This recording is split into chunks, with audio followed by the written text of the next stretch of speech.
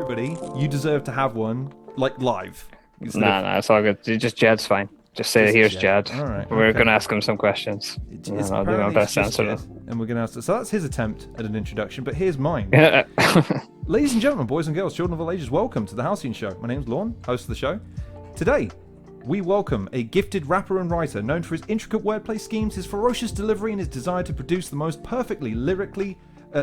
lyrically perfect performances the world has ever seen. He's worked his way up through the ranks, originally through Don't Flop, culminating in a fateful day on the 11th of May 2016 when he became the Don't Flop champion. He defeated Cee Major at Checkpoint 2 in what is widely regarded as one of the best ever UK battle clashes. After defending the title on numerous occasions against a murderous row of opponents producing sensational performances, he is commonly referred to his peers and fans of the genre as the greatest UK battle rapper of all time. And to paraphrase Marlowe, you know he's humble because he'd never admit it.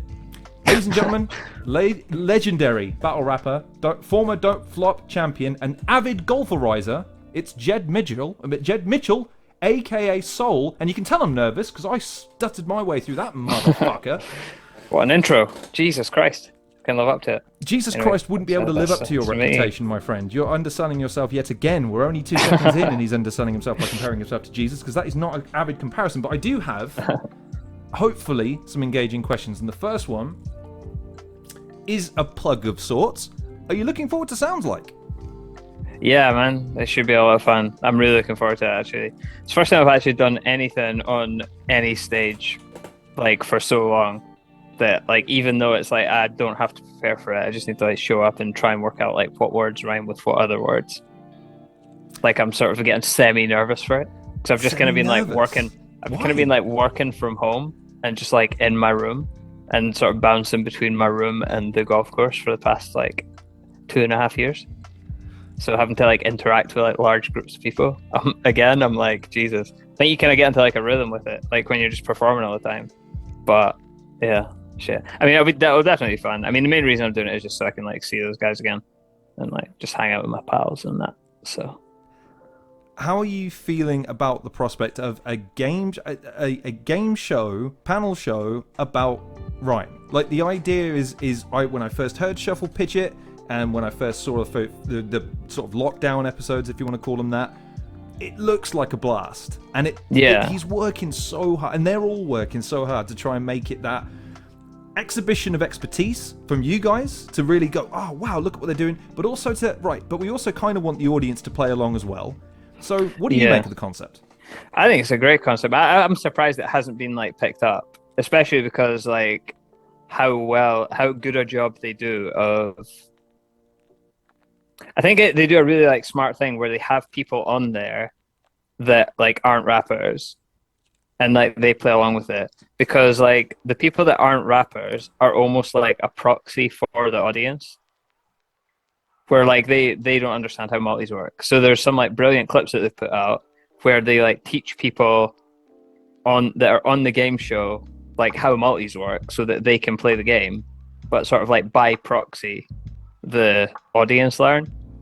Whereas, like, if it was just all rappers, they would just go into playing the game and the audience wouldn't know why Computer Screen and Lucid Dream rhyming is different than Coke Can and Big Band, or do you know what I mean? Like, they wouldn't know what the difference is between those two rhymes. But and obviously the comedians or whoever that come on, they don't at the start, but then learn throughout it, and the audience do by proxy. And I think it's, like, really smart the way they've set it up. And obviously they're smart guys like Bagnall and Kruger and Shuffle, so it doesn't surprise me they've come up with such an engaging and entertaining concept. 100%. And if they can bring even an eighth of the community, the sense of community of a battle rap event, because since we spoke, I nutted up and went to a battle rap event. Oh, what one did you go to? Shuffle T versus Shotty, plug 3. And, oh wow, yeah, good first one. To say, because again, man, it was nerve-wracking. I've got to be honest with you. Like, again, having interviewed you and Shuffle up until that point, it was like, okay, nice guys, but still there's an aura about you. And then you meet Shuffle T in real life, and that motherfucker be tall, way taller than I imagined he would be. And again, you'll speak to this. battle rap events. Just one of the night, just everyone lovely, approachable, friendly, nice, good vibes, jockey. man. Yeah, so like you mentioned, like just seeing them all again. Like is you mentioned that's part of the allure, the idea that you're going to be able to step back in and kind of go, right, this is what it used to be in at least in a minor sense, like going back to sort of a more halcyon time, as it were. Plug. Yeah, I guess, man. I mean, that is like really the one thing I miss about like not battle rapping anymore. Like seeing everyone all the time, because we were kind of like, especially at the peak of it, when you were just going like all over the world. You were kind of like your own like traveling circus type thing, and like you would bump into like flipping, like me and Raptor were in like South Africa, and then you would be in Atlanta, and you would see Real Deal, who's from Pittsburgh, and I'm from Scotland, and we're both from Atlanta, and we're like, oh, hey, it's you again. Hey, what's up? And it's just kind of like that. That's what I liked about battle rap. And then you'd be like in Canada, you'd bump into like Ilmac or like Bender or whatever. Do you know what I mean? It was just cool, like seeing sort of same faces pop up like thousands of miles away from the last time that you've seen them, and you're both like thousands of miles from home. And it is cool, man. Like I do miss that. And maybe that's just like, because at the time it like sort of like semi sucked because you were just like constantly traveling and tired. But like when you look back on it, it's kind of like, oh, that was actually pretty cool. So yeah, that makes perfect sense. I mean, the other question I had with regards to sound like, because that's it's not a takeoff. I think that's too harsh a term, but it's certainly taking what Shuffle T is good at within the realms of battle rap and applying it in a different way. Does that give you any inspiration at all, considering, again, your level of expertise within, and the regard that you held within the genre? But again, you've made it clear in the past, and I think Tony D's starting to get to this point as well, where it's like I love it, but there's not that push-off point for me, but there's still that underlying love of it. Is there a way, does it inspire you, or does it give you ideas, or is there anything that you would want to apply yourself with in that realm that kind of gives you the opportunity to think along those lines again? Don't think so. I like writing. I like doing the stuff that, like, obviously, like for anyone that doesn't like follow me on Twitter, like once every couple of months I'll throw up something that like I've written, like just on Notepad or whatever. I like doing that kind of stuff. And like I toyed with the idea of like writing it and making it into like a coffee table book or whatever, but then I was just like, nah, I'll just write it and then put it up for free or whatever. Why wouldn't you want to make it into a book? I don't really need the money, and I'd rather just give it away for free. But as far as a project though, is that something that entices you? Is that intrigues you in any way? Well, I mean, like the content is there, like, but yeah, I'm gonna write for like the rest of my life or whatever. But like the content is going to be there to view. It might not be like compiled into something where it's like, oh, here's something with all of them in it. But I mean, like anyone who's tech savvy enough can just like go check my Twitter, click on like the media or whatever, and just scroll down, and like I'll leave them up. And maybe once I've got 50 of them or whatever, like I'll make like what a kind of like some online document where they can just like all be read for anyone that's interested. I don't think the demand would be like that big for anyway. Like 100 people would buy it or something. So it's more just like it's there if you want to read it. And to be honest, I'd been doing it for ages, just like kind of on my own, but mainly just because like I like writing. So I would just write for kind of like my own enjoyment. And then I can't remember why. I think one time someone had said something on Twitter that was along the lines of, oh, for my birthday, I'd love like for Soul to do a battle or something. And I was just like, here's some bars that I wrote then. And everyone seemed to like really like it. And then people were like, oh, it's kind of selfish, like to keep that to yourself if you've got all of them. And I was like, I've had that before about like not making music. And I'm like, okay, I'm not going to make music for one, because it's like, it's too much effort. And two, it wouldn't be very good because I'm not particularly like sonically pleasant rapper to listen to. But yeah, then I thought, well, I mean, it takes absolutely no effort for me to just like snip them, chuck them on Twitter. So if people get enjoyment out of it, then sure, happy days. But I'm just doing it because I enjoy it, really. Well, there you go. All right. Well, man, I wanted to save this later, but I really need to make sure I get this in, because last time I don't know if I really pushed you enough about the return thing. I think I let you just sort of say your piece, and I have a duty of care to the battle rap fans of the world. You tweeted, and I quote, "How about this? If I ever do come back, it would either be for you or Shotty and no one else." To Thesaurus, yeah. Yeah. Now, so you're saying there's a chance? No, honestly, like, I doubt it. It's more just like, if I was to come back, those are the two battles I would come back for.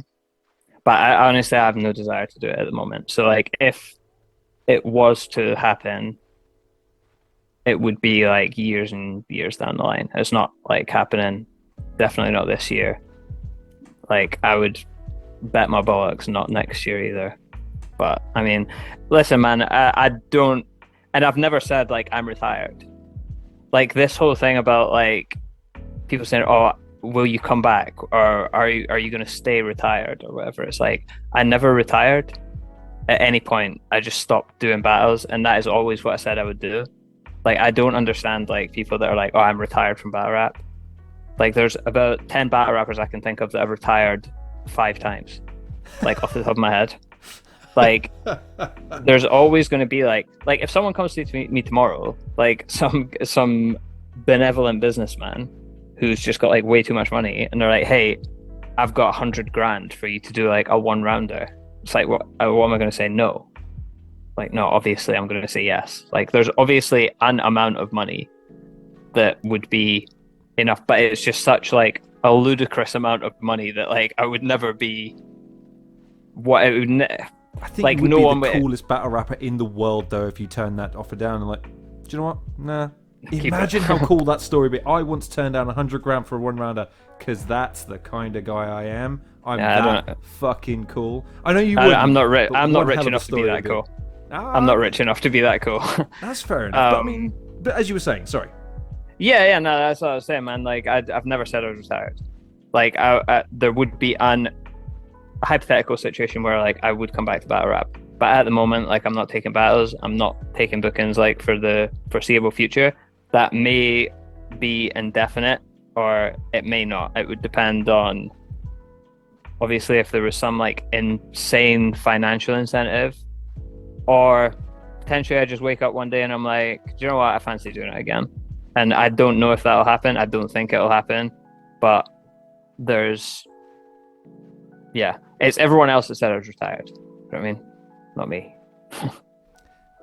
Let's just talk hypothetically for a second then. Indulge me for a second. I don't want to know the ins and outs of why. What would you do if you did?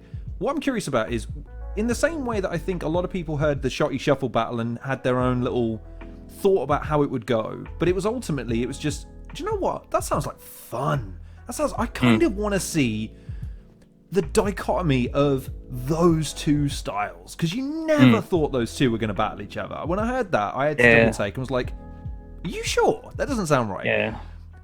When you think about a battle against Thesaurus, or you think about what is it about those two in particular that would pique your interest, or is there something just intrinsically, just as being a, just kind of a point in the history of battle rap that it needs? It's the Hulk Hogan Austin of you and Shotty, I think. That's a big one. Thesaurus, obviously, he's still doing his thing, but I think a lot of people, they think of you in sort of in that, because again, like you've said, you've not been particularly vocal about coming back, so they don't put you in there. But then if they do put you in, they're like, suddenly, man, that would be fun. Yeah. Those two in particular, what comes to mind, I guess, when you think about the potential of battling them? So like, me and Shotty would just really be like a legacy battle, I think, more than anything. Like, we're both like held in pretty high regard in UK battle rap. And then the intense battle as well, real intense. Yeah. I mean, in the same way that like me and Tony was kind of like a legacy battle, where it was like, oh, who's the GOAT type thing. And obviously that's not, you can't like boil who's the GOAT down to like one battle. That's like very reductive. And I don't think that because I won that battle, like I'm the GOAT and Tony's not. Like, that's not what I'm saying. I'm just saying like that is what the promotion was geared towards. Do you know what I mean? And I think that's the way that it would be for Shotty. Like, that's how the promotion would be geared as well. And those ones are always like fun to do because it feels like there's a lot more on the line. I also think that Shotty's like incredible, and he's probably one of the best. Well, he's probably the best UK battle rapper that I haven't battled that would be like realistic to battle. Like probably Kruger's the GOAT. Like if we're talking just pure like skill level, like Kruger's probably better than all of us. But like there's zero chance he's battling ever. So other than Kruger, like I've battled everyone else I think that could be in that sort of like GOAT conversation, except for O'Shea, I guess, but that just doesn't really make any sense stylistically. As far as Thesaurus would just be like more a selfish thing. Like he was one of the, like I had seen battles before. Like I got into battle rap, if you like. So I'd seen like BET stuff, like Freestyle Friday, Loaded Lux on there, Jin, like all those people on BET. And then I'd seen some like individual battles off Smack DVDs. So like Math and Iron Solomon and like Mook versus Sirius Jones and those kind of things. But when I proper first started getting really, really into battle rap was around like 2006. And that was like when I was watching like Thesaurus and Ilmac, like doing, like just being like complete levels above like everyone else and just watching it as like a young teenager, just thinking, how is that even fucking possible? And I think like I hold those two, like Thesaurus and Ilmac, in like very high regard. So yeah, I think it would just be like it'd be a cool thing in the same way that like battling on Smack was like for me the favorite achievement I've ever made, because like the first battle I ever watched was on Smack, and then I got like paid to perform on there, and that was kind of like the best thing that ever happened. Like for me in battle rap, that was like such a cool moment.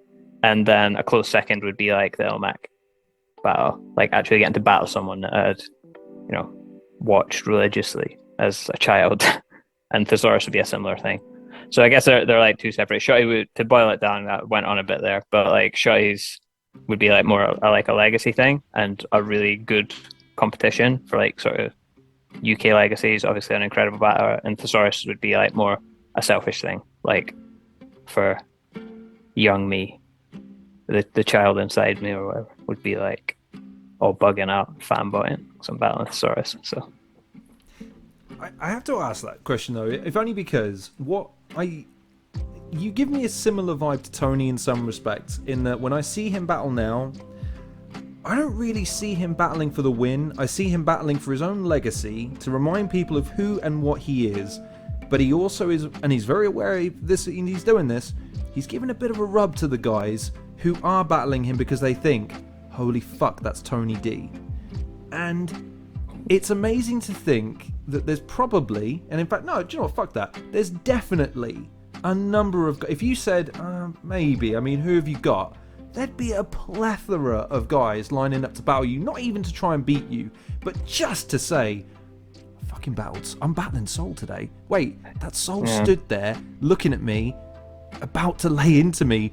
This is great. Like, is that something maybe that crosses your mind when you think about that? Or is that, again, that's just something that you think, do you know what, man, that's just not for me? I think that's something that's like tough to, I think it's tough to feel like on the other side of it. It's like R said something one time to me that he probably doesn't even remember saying, and it's such like a simple point to make, but it's, for some reason, it's something that like I've always remembered. It was at the festival that I battled Bam at, and I think it was the day after, and I think we went to get like breakfast or something before we got our trains home, and we were in the taxi, and he said something like, do you know what like trips me out? That like somewhere in the world someone is just being Jay-Z.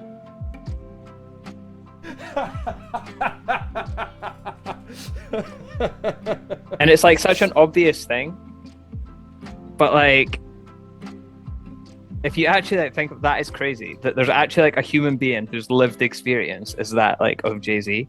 But Jay-Z's not like waking up in the morning and thinking like, I'm Jay-Z, this is sick. He's just like, do you know what I mean? He's just like who he is. And I'm obviously not Jay-Z, but the point that you're making is like that I guess the point that you're making is that it would be really cool for like someone else to stand across from me and get the experience of battling me because of the reverence that they hold me in. That's the point that like you're making, right? But like I don't really feel that because I'm just me. Do you know what I mean? I don't see it like externally as like, oh, how I'm so, and I make people feel that way. Like, cause I'm just like a regular guy. Because I just like I feel that. Then I'm sorry to jump in, but I have to understand this because it's undeniable the reverence you're held in. It's categorical. No, I get that. Like I can see other people like hold me in that regard or whatever. But like I don't like, and I don't think many people do hold themselves in as high standing as like other people do. Like because like especially when you're just like. I mean, unless obviously, you've got an out of control ego, then of course nothing's ever good enough. But that obviously that's not what we're talking about here. But for sure, like when it comes to like battle rap, like I just have like a 9 to 5, and like I have like a normal job, and in every other facet of my life, I'm just like a just completely like normal person, like that. You know, I'm like married, I've got a job, got a house, I play golf. That's it. That's my life, and I'm Jed for 99% like of the time. So I guess I don't really like attach a great deal of my self-worth to something that like I did as a hobby for like 11 years, and I can understand that like I'm not like saying it's a shitty thing for them to do, like, or a weird thing for them to do to hold me in reverence, because I do it to others. Do you know what I mean? Like I held Bender in that regard and was starstruck by Bender and like Kruger and Ilmac and like Hollow and Pat, like when I met him in Thesaurus, and like all of these people, like I hold them in extremely high regard and revere them as like idols. So I'm not saying there's anything wrong with it, but what I'm saying is that the person who is being revered isn't walking around like Ilmac's not waking up like, oh, it's so sick that I'm Ilmac and I just get to go out about my day and I'm Ilmac, right? He wakes up and he's just Greg, and he goes to the shop and he like picks up fucking sandwiches and gets a coffee in that and just goes about his day. Like he's not. do you understand what I'm saying? I feel like I'm not making this point very well. I don't remember if it was. It definitely wasn't Simpsons, but I feel like it was an American TV show who said, "The next time you have reverence for someone, just remember they shit." And you go, well, I mean, that's one way of humanizing them, I suppose. But it's not about. I'm not saying you shouldn't have reverence for other people, or that people are like wrong to like hold me in that regard or whatever. I'm just saying that I can't see it from. But like the person that is being revered or whatever doesn't have the. I don't know. I don't even know what I'm trying to say. Like they don't experience it. I think they don't. It's not for everybody that to look. There's. I think it's undeniable. This is a broader thing, but I was planning to ask you something along this line, so we might as well bring it in here just to kind of allow you to expand. Like everyone's encouraged to be a brand on social media these days, even people that aren't influencers, and they're encouraged to believe a certain amount of don't post this. If you're going to post it in a certain way, and that kind of encourages people down a line of almost self-aggrandizement and idealization of their own lives in line with what they see on social media, at least in my experience with some of the younger folks that I work with or interact with. So it is anecdotal. So I just think it's interesting for someone who has a legitimate claim to an amount of greatness that it's not been imparted to you, it was never gifted to you, it was something that you earned through years in a particularly brutal method of entertainment, because like there are people that I've interviewed within battle rap that can't disclose certain things because they're worried that it gets used against them in a later battle. That must be hard to balance when you're trying to promote yourself because you're constantly worried about tripping up. So it's not like you didn't earn it. I guess that's what I'm trying to say. Whereas it's not something you're imposing to, or you're trying to convince people of. It's people that are telling you this. I guess the distinction I would make, those people who are trying to create themselves as a brand on social media, the end goal is reverence. So like when they get that reverence, they're much more like at ease with it and feel as though they deserve it. Whereas the end goal of my thing was never that. It was just to be like as good as I could be at battle rapping and any kind of, and I do think it is like very like it's not real. Do you know what I mean? Like fame. Do you know what I mean? It's like it's in a very like small insular community. It's very like the sort of like indie pro wrestling scene where these people that are like, you probably look at them as like absolute superstars, like when you go see them at a show, but really they're just like regular people aside from that, and they do it like as a hobby. But like in that circle, they're like very highly thought of and revered, and that's kind of like battle rap. Do you know what I mean? Like I can go to the shop, no one knows who I am. Like I'm not famous. It's just like, I want to disagree with you, but at the event I went to, Kruger was stood next to me for about 5 minutes before I turned and went, "Wait, you're Kruger?" And like in that moment, I did get a little like, I really love your Seymour Skinner video. But like, yeah, so do I. You know, I get that way like with fucking Kruger as well. Do you know what I mean? Like, and that's what I'm saying. I'm saying there's nothing wrong with it, but I'm saying it's not like, it isn't like mainstream fame or anything. We're all just kind of like normal people. And I guess like I might have been more like, I don't know, at ease, I guess, like with any kind of credit that I got, if getting that kind of credit and validation on social media was the end goal. So like if you're trying to make yourself like a brand on social media and the end goal is like fame or clout or whatever, then when you get that fame or clout, you're much more at ease with it because that was the end goal of everything. Whereas me, the end goal was just like being as good at battle rap as I could be, and then everything else was just kind of like, I don't really care about that much. if you started now, how would you have done it differently then, do you think? Because I think not only did you, like you're saying, and I completely agree with you in terms of the growth over time when you were making your name versus now would be completely different. But I imagine you'd still want the kudos. So how would you or could you? I guess that's a better question. Do you think you could have accumulated the career you've accumulated if you started today? And if so, how would you do it, do you think? But what? Okay, so what do you mean though? Do you mean that in terms of the following that I got, or do you think I could have got like as good as I got? I think both. I think the following is one thing. Obviously, I know that that's not necessarily the point you were making originally, though. So yeah, so the following, no, like I couldn't have got it if I started now because battle rap's just not as big as it was like when I was at my peak. Now is not following as like a Tony or a Shotty or like not that I'm on the level of Tony, but really it's kind of, it's not as big. Like the fan base isn't as big as it was back in like 2014 2015. We kind of like caught lightning in a bottle for a little bit. Do I think like I could have got like as good? I think I would have been main eventing much quicker if I started now than I did back then. The competition was much better back then than it is now. It was much harder road.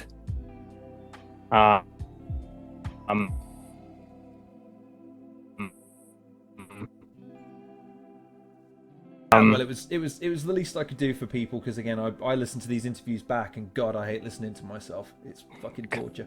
So anyways, don't we all, pal? Don't we all? Oh, you say that though, but like some of us have voices that don't sound like. What do I sound like? I sound like Lee Evans went through a blender sometimes, but never mind. I just sound like Janice from Friends. So. What? What? We have proper nasally voice, man.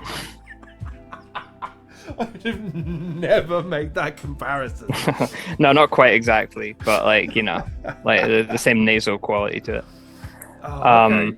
Janice from Friends. All right, cool. That's a mental image for me. But never mind. Right, so I interrupted you. I'm gonna just let you take it from there, as you were. Okay, so yeah, obviously, again, this might be true, this might not be true, but like from my perspective, when I got like unbanned from Don't Flop, I felt like they were probably using me as a bit of like a gatekeeper. So like anyone that was kind of like up and coming and had like some really good performances, like they would battle me to see if they were kind of ready to battle the actual top tier and don't flop at that time. So, for example, like my first battle back was first, and then it was Old English, and then it was most prob, and I had a lot of battles against people of that caliber who were actually like very good that I had to win, and it wasn't until I won like loads of them that I actually started being, oh, actually, maybe he's better than just like a gatekeeper, and we can actually give him a shot like at the championship. But like, even if you just look at like those names that were kind of, and we're talking this was like the middle tier of Don't Flop, like they would be easily headlining now. Like if they were at the skill level that they were back then, now they'd be headlining cards. So it's difficult to express like the difference in difficulty. Like now you have one or two good performances, you're battling Tony D. Interesting. So like you can headline a lot quicker now than you could back then, but the ceiling that you can actually get to career wise is a bit lower. It doesn't mean it will always be lower. Like it might go through another boom. Like you never know, you're one viral moment away from selling out Ministry again. So like it's not like, oh, battle rap's a write-off, it's done, thanks for coming folks. It's just saying like where it is right now, the ceiling is lower than it was back then, but it's easier to reach where the ceiling is for sure in terms of like skill level. And that's kind of like shown because Tony D is fucking these guys up.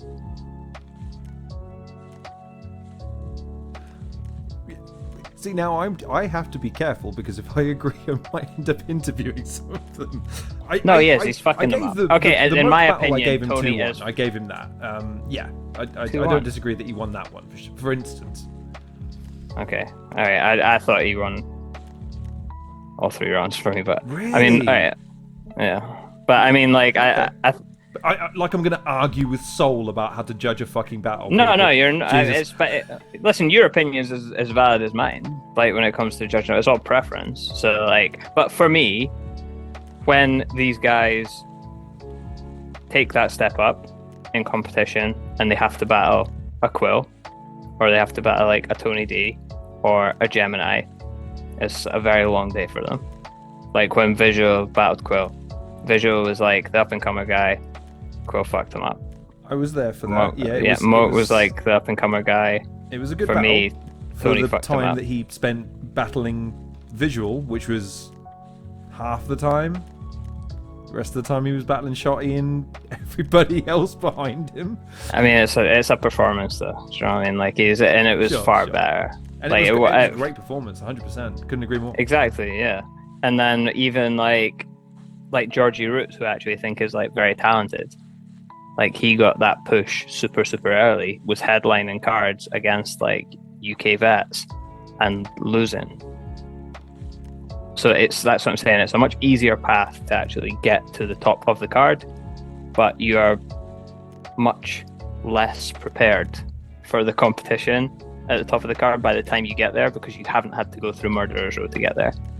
And the ceiling's a bit lower in terms of where you can go career-wise. So lower ceiling, a lot easier to get to. Unfortunately, when you get there in a much more expedited fashion than we were, you're generally, for me anyway, underprepared for the level of competition that you'll meet when you get there. What pressure do you think is worse then when it comes to your generation and this generation, in terms of your generation did have a fan base that was larger and more generalized than it is now, but with that comes pressure of more eyes on the product and more people booing you or slating, all that shit if you do make a mistake, versus now when the audience is smaller, so there's less pressure on the actual eyeballs on the product, but then the pressure's right, you need to get some people's attention, man. You need to get people in the door buying tickets, sharing your stuff online. Like, what's a worse pressure in your eyes? What's harder pressure, I should say? Do you though? Because, well, again, it depends on what your end goal is as a battler. Because like I can only speak for myself, and my end goal was never to get eyes on like my product.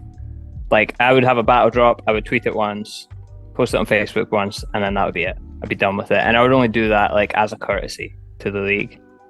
I wouldn't like ever try and like if I had a battle announced, I'd post a ticket like once. I had at one time, I'm sure he won't like mind me telling this story, but like I had a battle booked in Calgary against Pigsty. And I got an announced. I tweeted the flyer, confirmed that I was coming with sketch, got the money for the flights and stuff. And when I showed up at the venue, he was like, "Oh, you're here." I was like, "Well, yeah, obviously I'm here." And he's like, "Oh, we didn't think you were coming." Because like I'm just not on social media that much, and just didn't like. Do you know what I mean? So I'm not like someone who promotes like my battles, like either coming up or previously to a great extent, selfishly. And I'm not saying that that's like the right thing to do, because it's not. Like you should, but I just didn't care. So like in terms of the pressure to get eyeballs on the product and get people like through the door, I wouldn't have felt that pressure. Like I just wouldn't have cared about it. I just never cared about it and still don't. But yeah, I can imagine it's hard for me to, I guess, to put myself in the mind state of someone who would, and what pressure they would feel more. For me, obviously, certainly not fucking up in front of 1,000 people at ministry is a much bigger pressure than can we get 50 more people into the fiddlers or whatever. Do you know what I mean? That's fair. Horses for courses. I don't know. That's fair enough. All right. Well, those were some tougher questions. Okay. I feel like I've got to give you the hardest one of all. You really think prawn sandwiches are the best sandwiches you can buy from Tesco's? What's a better sandwich that you can buy from Tesco? The BLT is right there, brother. It's right there. No. It's got bacon in it. Not for me, man. Not for me. The prawns, like, half the time those things give you gonorrhea. Like, I don't, like... I'm not sure that's what's giving you gonorrhea, brother. Like, I can honestly say I've never had gonorrhea from a prawn sandwich, so if you ate a prawn sandwich and then tested positive for gonorrhea, I think that's correlation doesn't equal causation. Do you know what I mean? So you're saying more testing's required? Yeah. I'm saying your sample size is very small, and yeah, I think you're look inwards on that one. I don't know. I saw that episode of Futurama once. I just assumed it was a prawn sandwich that gave him worms. That's just all I'm saying. Yeah. It could be, man. No, I love seafood. Anything with seafood in it. So it's my favorite. I'll continue to patronize the prawn sandwich. I asked that question jokingly because since we spoke, we talked after a pandemic. We were talking in the middle of a fuel crisis, if I wasn't mistaken at the time. We've now made it through those two. Yay. Congratulations on still being alive. And now we can't afford anything. Question I have is, how are you doing? It's different up north, I imagine, than it is down south in terms of certain aspects of life and how it's been affected. But I guess, like, just in a general sense, like, how are you doing? Because, again, I talk to people in our interviews that we do, and I do pose the question on and off camera sometimes, but with you, I know that you do lend some thought to certain things. How are you doing? All right, man. We're in quite a fortunate position that me and my wife both work and don't have any children. We own our house, so it's obviously much cheaper to pay a mortgage than it is to rent. So we're okay. Like, and we'll be fine. Like, we've got, obviously, like everyone, got less disposable income than we previously did. But I mean, we're definitely in a very fortunate situation in comparison to some other people that I know. And that I don't have any like financial dependence. We both have like pretty decent paying jobs, and no kids, so we'll be fine. And yeah, we're doing good. I mean, as good as anyone is at times like this. I was gonna say, because like, it affects people in different ways. For me it's different. It's for you, it's different. I guess the thing I want to ask is, like, what's the one? Because everyone seems to have the one thing that they look to and they go, right, I've dealt with no more penny sweets. I've dealt with no more. The meal deal in Tesco's was a big backbreaker for a lot of people, because for me it was £3.50 since I fucking left school, and then someone said it was a fiver, and that was like, you motherfuckers. What's the thing for you that you've seen, heard, read about, or just personally observed that you go, it cost how fucking much? You motherfuckers. So I don't have like something that's like, oh, that is insane. That is insanely overpriced. But I do have things that are like, I don't understand why that's more expensive. So like one of them's car insurance. So I thought it was just me. I remember getting my bill at the beginning of the year. How can car insurance be last year? How can car insurance be more expensive? There's less people driving. There's less cars on the road. No one's had an accident. Their overheads are exactly the same. Like, they're not impacted by any kind of like geopolitical thing or any like sort of fuel shortages. They literally, I mean, insurance for me, if I didn't have to legally have car insurance, I wouldn't get it. I'm not insured on anything. Like, I don't believe in insurance at all. I think like for insurance to be, if an insurance company is profitable, then it's unnecessary, because the only product that they give you in exchange for your money is money, and on average they pay out less money than they take from people. So, and there's always a loophole that enables them to not pay out in certain circumstances if they're met. Yeah, but shit, I mean, even if there wasn't, it's still like insurance is just like negative EV, and it has to be by definition for insurance companies to exist. So, I mean, they're obviously paying out less because there's less cars on the road. Presumably that means there's less accidents. They're not impacted by anything in the world in terms of like cost of living. So like any sort of, they don't rely on fuel or anything that they're importing. Their overheads are exactly the same. Their overheads will probably be less, actually, because I have to take out less office space. We work from home culture, and there's just absolutely no reason for car insurance to be more expensive than it was. Like, it's literally just price gouging. So that for me is like the thing that annoys me the most. And the annoying thing is that I legally have to have it. So there's not like, it wouldn't annoy me as much if it wasn't a legal requirement, I guess, because I could just be like, well, I mean, it's bullshit. I don't have it, but you have to have it. And it's like, it's just fucked. It's just so annoying. And it's, yeah, should be illegal. Like, in that case, then, I'm reticent to bring up the next question, because it's another expense I'm effectively pitching you. But I'm going to ask it anyway. How much money would you pay someone to comb through your social media each day to remove any mention of Tyson Fury fighting in MMA? An inordinate amount of money. Like, has it bugged you that much? Do you know what? It's not specifically that, but it's everything like that. And because like I follow MMA accounts, there's no getting away from it. And it's not just necessarily like Tyson Fury versus John Jones. That's just like the latest one. That's like the straw that's broke the camel's back. But since time in and more, it's like, oh, McGregor says he'll fight Mayweather in MMA. It's like, cool, man.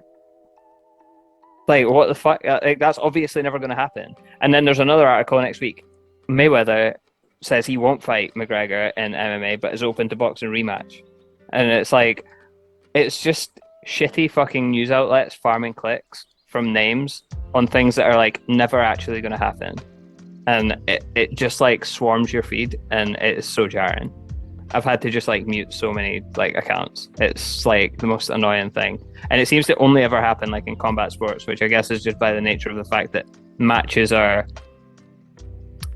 made, by and large, they're not enforced. So like in any other sport, like the Buffalo Bills can't say, no, we're not playing the Cincinnati Bengals. Fuck it. We want more money. We want 60-40 split. Do you know what I'm saying? Like, you have to play them. That's the deal. Like, when you sign up to the league. But in combat sports, it's like no one has to fight anyone, and they all have to be like cajoled into it, I guess, unless it's like a mandatory or whatever. But yeah, so that then leads itself to speculation, and all these like hack journalists can just like scam a career by, I mean, it's probably just AI at this point, to be honest. I mean, it's probably not even hack journalists. It's just some guy on ChatGPT or whatever. But it's just the manatees with the balls from Family Guy. Mayweather match MMA, maybe. Oh, that'll do his headline. Oh, yeah, just shut that. Have you ever seen the video like where it's the guy sitting and it's like how Vice come up with their headlines? No, I haven't seen that. No. It's like it's him and he's sitting at his desk and he's like furrowed brows and like crumpled bits of paper and stuff, and then he's just like, fuck it, and he goes into his desk and just pulls out like a dildo, but like with like a suction bit at the bottom, like like a plunger thing, and he just like closes his eyes and like throws it at the wall, and it lands on like Venezuela, and then it like throws it a bit and it's like ketamine, and then it's like he throws it in it. And then, like, at the end of the video, it cuts to, like, an actual Vice article headline, which is, like, the sordid underground world of transgender Venezuelan ketamine trackers. And that's, like, an actual Vice article. So it's like, yeah, I mean, it wouldn't surprise me if that's how they're coming up with their articles. I mean... I'll see if I can find it and send you the link after. It's pretty funny. Oh, okay. Well, that's because I have something I'm going to share with you probably later because I don't think you'll have had time to see it, but I've got to get your opinion on it later. But that's coming back to this then. So what you're saying is you're not interested in seeing Nate Diaz and Logan Paul have an MMA rubber match to settle their feud, or was it Jake Paul? I don't care. Yeah, Jake Paul, but it wouldn't be. Well, yeah, haven't they only fought once? Who? Nate and. Yeah, so it'd be but Nate rematch. Diaz is rematch. claiming moral victory because he put him in a headlock at the end of the fight. Yeah, As I mean, it's all one of fights those are where it's settled. like, is it very, like, I don't know. It's like a boxer fights an MMA guy, and then the boxer would be. And at this point, we have to say that, like, obviously he's not like fucking world champion material, but Jake Paul is clearly like a passable boxer at this point, to the point where you could call him like a boxer. You know what I mean? Yes, like, you can't like deny it. Like, he had a close fight with like someone who is a legitimate like 10-0 professional or whatever. I'm not saying he's a good. I'm not saying he's a good boxer, like in terms of like world rankings, and he should be ranked. But they're playing the he is, boxing like, game, which is you pick your opponents. You pick opponents you think you can beat. That's all he's doing. And like, if you want to say that's fixed, I'd go, okay, well, in that terminology, maybe. But as far as are they rigged competitions? No, he's picking people he thinks he can beat, and he's beating them. Sure, but the point is they're junior, so he better. Exactly, but the point I'm making is that like he is a boxer. He is trained in the discipline of boxing. That is what he trains in, right? And Nate Diaz is an MMA fighter. So no shit, the boxer beats the MMA fighter in a boxing match, and obviously the MMA fighter will beat the boxer in an MMA match. I actually don't understand like the fascination with it. Like, I didn't get like the McGregor Mayweather thing at all, and why people cared. It was like, I wonder if some random UFC fighter can beat the greatest boxer that's ever lived in boxing. It's like, oh no, well, you figure it would be close. It's just mental. I don't get it. The power of belief. I mean, I understand. Yeah, I understand it, but yeah, like hopes and dreams, like thoughts and prayers. I think it's. I had a discussion with a gentleman called Tommy Toehold recently, and he was talking to me about I love the that hype. guy. He's great, isn't he? I retweeted it. I used to watch everything he posted, man. Like, man, he's so funny. What's crazy is you watch those videos, and as nice as you think as he is in real life, he is about 10 times fucking nicer. He is a lovely, lovely man. But one of the things we talked about was Ronda Rousey and the hype around her, and specifically the conversations that were had at the time with like, man, I don't know, if you put Rousey in there with Mayweather, that was I mental. think she could give him a good go. And in hindsight, That was mental. you go, are you who was that? Yeah. In hindsight, but at the time, man, you'd find people that would be happy to sit on television and make that claim. And it's just the 51st State, Power of Suggestion, Samuel L. Jackson, Robbie Coltrane, great movie. Power of Suggestion. It once a narrative takes hold within specifically sporting people, and like you say, combat sportsmen, that this guy is. Khabib is just undefeatable. There is no one there is God himself could not defeat him. It's hard to wrench that belief from people until they lose, and then suddenly it's, I never liked him anyway. Yeah, for sure. That's all it is, really. Yeah, I actually made some tweets about like specifically the Rousey situation, like, and how revisionist it is. Like, because I think that Rousey is one of the most unfairly maligned combat sports athletes ever, and I don't think people really truly appreciate, like, because you can only judge it like based on the competition that they had at the time, how good someone is, right? You can't say like obviously if you had like if you took like Magic Johnson and like put him in today's NBA, like he's not going to put up the same numbers as he did back then. But that doesn't make him like any less of an amazing player, because you have to compare them to the level that was there at the time. Was women's MMA as high level as it is now? No, obviously not. But Ronda Rousey was fucking everyone up in like 15 seconds, just grabbing her. Like we've never seen anything like it. Like if you want to talk about dominance, like in MMA, you can talk about like Khabib and the way that he would beat people. But like in terms of a parallel to, if there was ever a parallel to like Mike Tyson and MMA, it would literally be Ronda Rousey, because she would come in, win in 20 seconds, and we'd be like, I can't believe she's fucking done it again. In 20 seconds, she just grabbed this poor soul's arm, and right, yeah, she got beat by like Holly Holm or whatever, and then she took like however many years off, and then got fucked up by Amanda Nunes, who's arguably the women's, well, definitely is the women's MMA GOAT. The greatest like, ever, yeah, without doubt. Yeah, arguable, just the GOAT. Like that. I mean, not for me. I think it's DJ or Khabib, but I mean, whatever. Like, she's definitely in the GOAT conversation. And now it's so just like, and I think what you've said is like a really salient point, that when someone who is like so highly revered loses, like there's a more extreme knee-jerk reaction to it where it just goes completely the other way. Like, I mean, the things people were saying when Ronda Rousey was like at her pomp were like certifiably insane. Like when they were saying like, oh, she could maybe beat Mayweather in a boxing match. I remember Joe Rogan saying that. I think obviously not like an exact quote, but he said something along the lines of Ronda Rousey could beat top 10 male bantamweights. Yeah, he was commenting on her punching power when he was watching her train, and said, yeah, I've never seen anyone do that before. Not any girl, and he won. Yeah, it's hyperbolic to say the least. Definitely not. So let's make that clear. Like, Ronda Rousey could not have beat like a top 10 135 pounder in the male division. But she was like she's incredible. She's like the second best women's MMA fighter of all time in terms of dominance. And you might want to argue like Shevchenko as your second best. Like, Nunes is obviously the best, but like if you want to say like Shevchenko's the second best, but cool, I wouldn't argue with you. For me, it's Ronda. Like, if you compare it, like how good they were compared to the other people that were doing the same thing at the time, because she was just mauling everyone instantly. And like, anyone that's watching this, go look at Ronda Rousey's Sherdog or whatever, where it shows like the timestamp of where they won.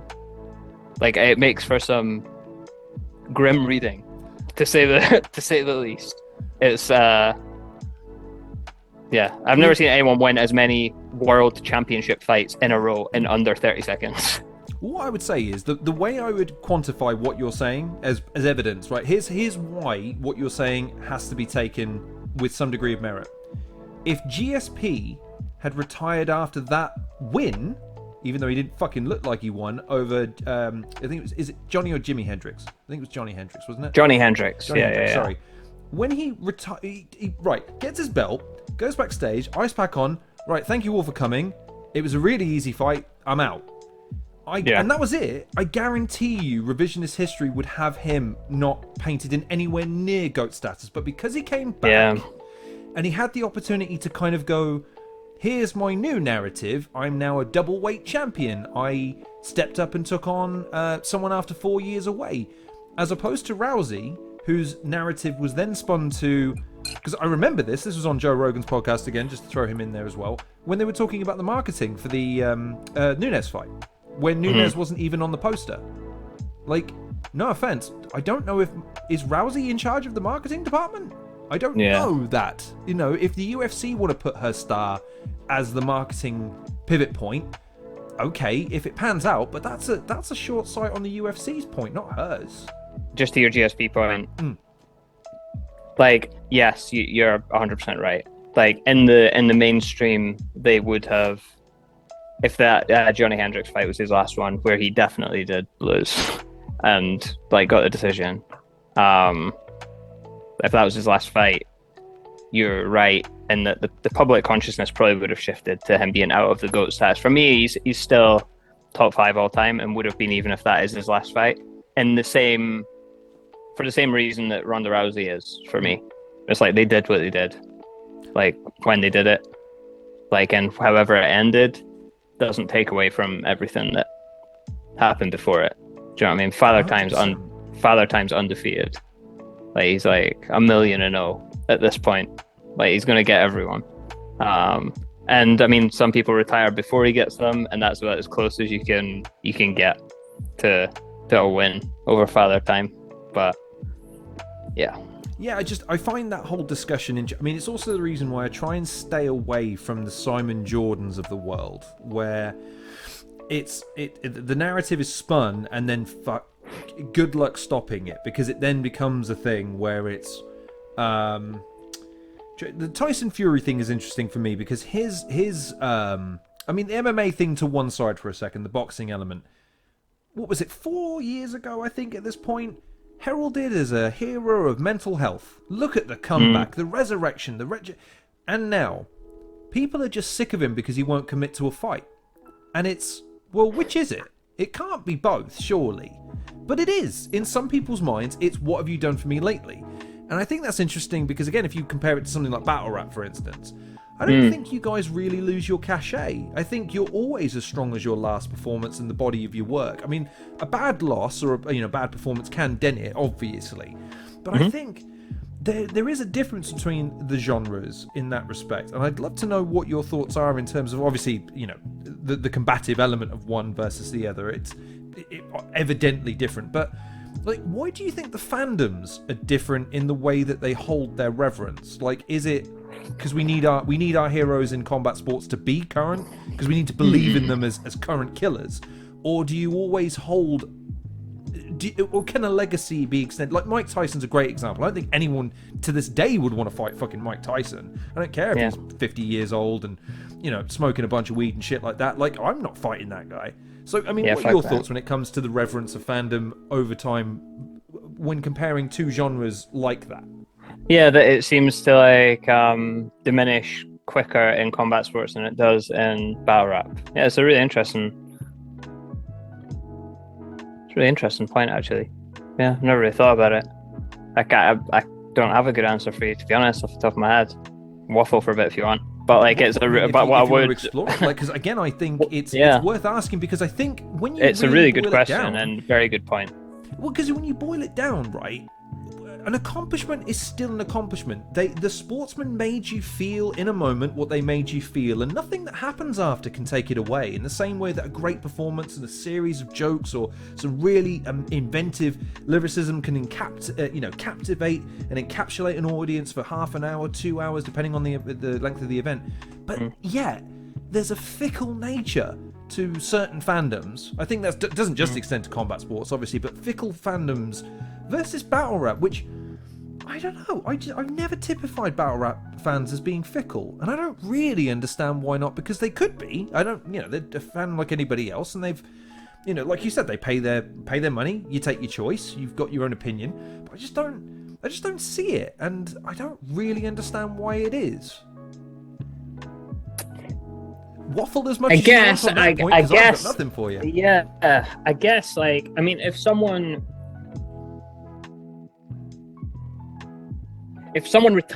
completely retired in their last battle, they choked badly in it, that would be like the most analogous thing, I guess, to someone getting completely fucked up in their last fight and then not coming back.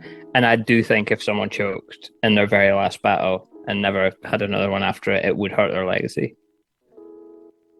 And it has done, because people will be like, oh, they got their career ended, like after like a really bad loss where someone just doesn't come back from.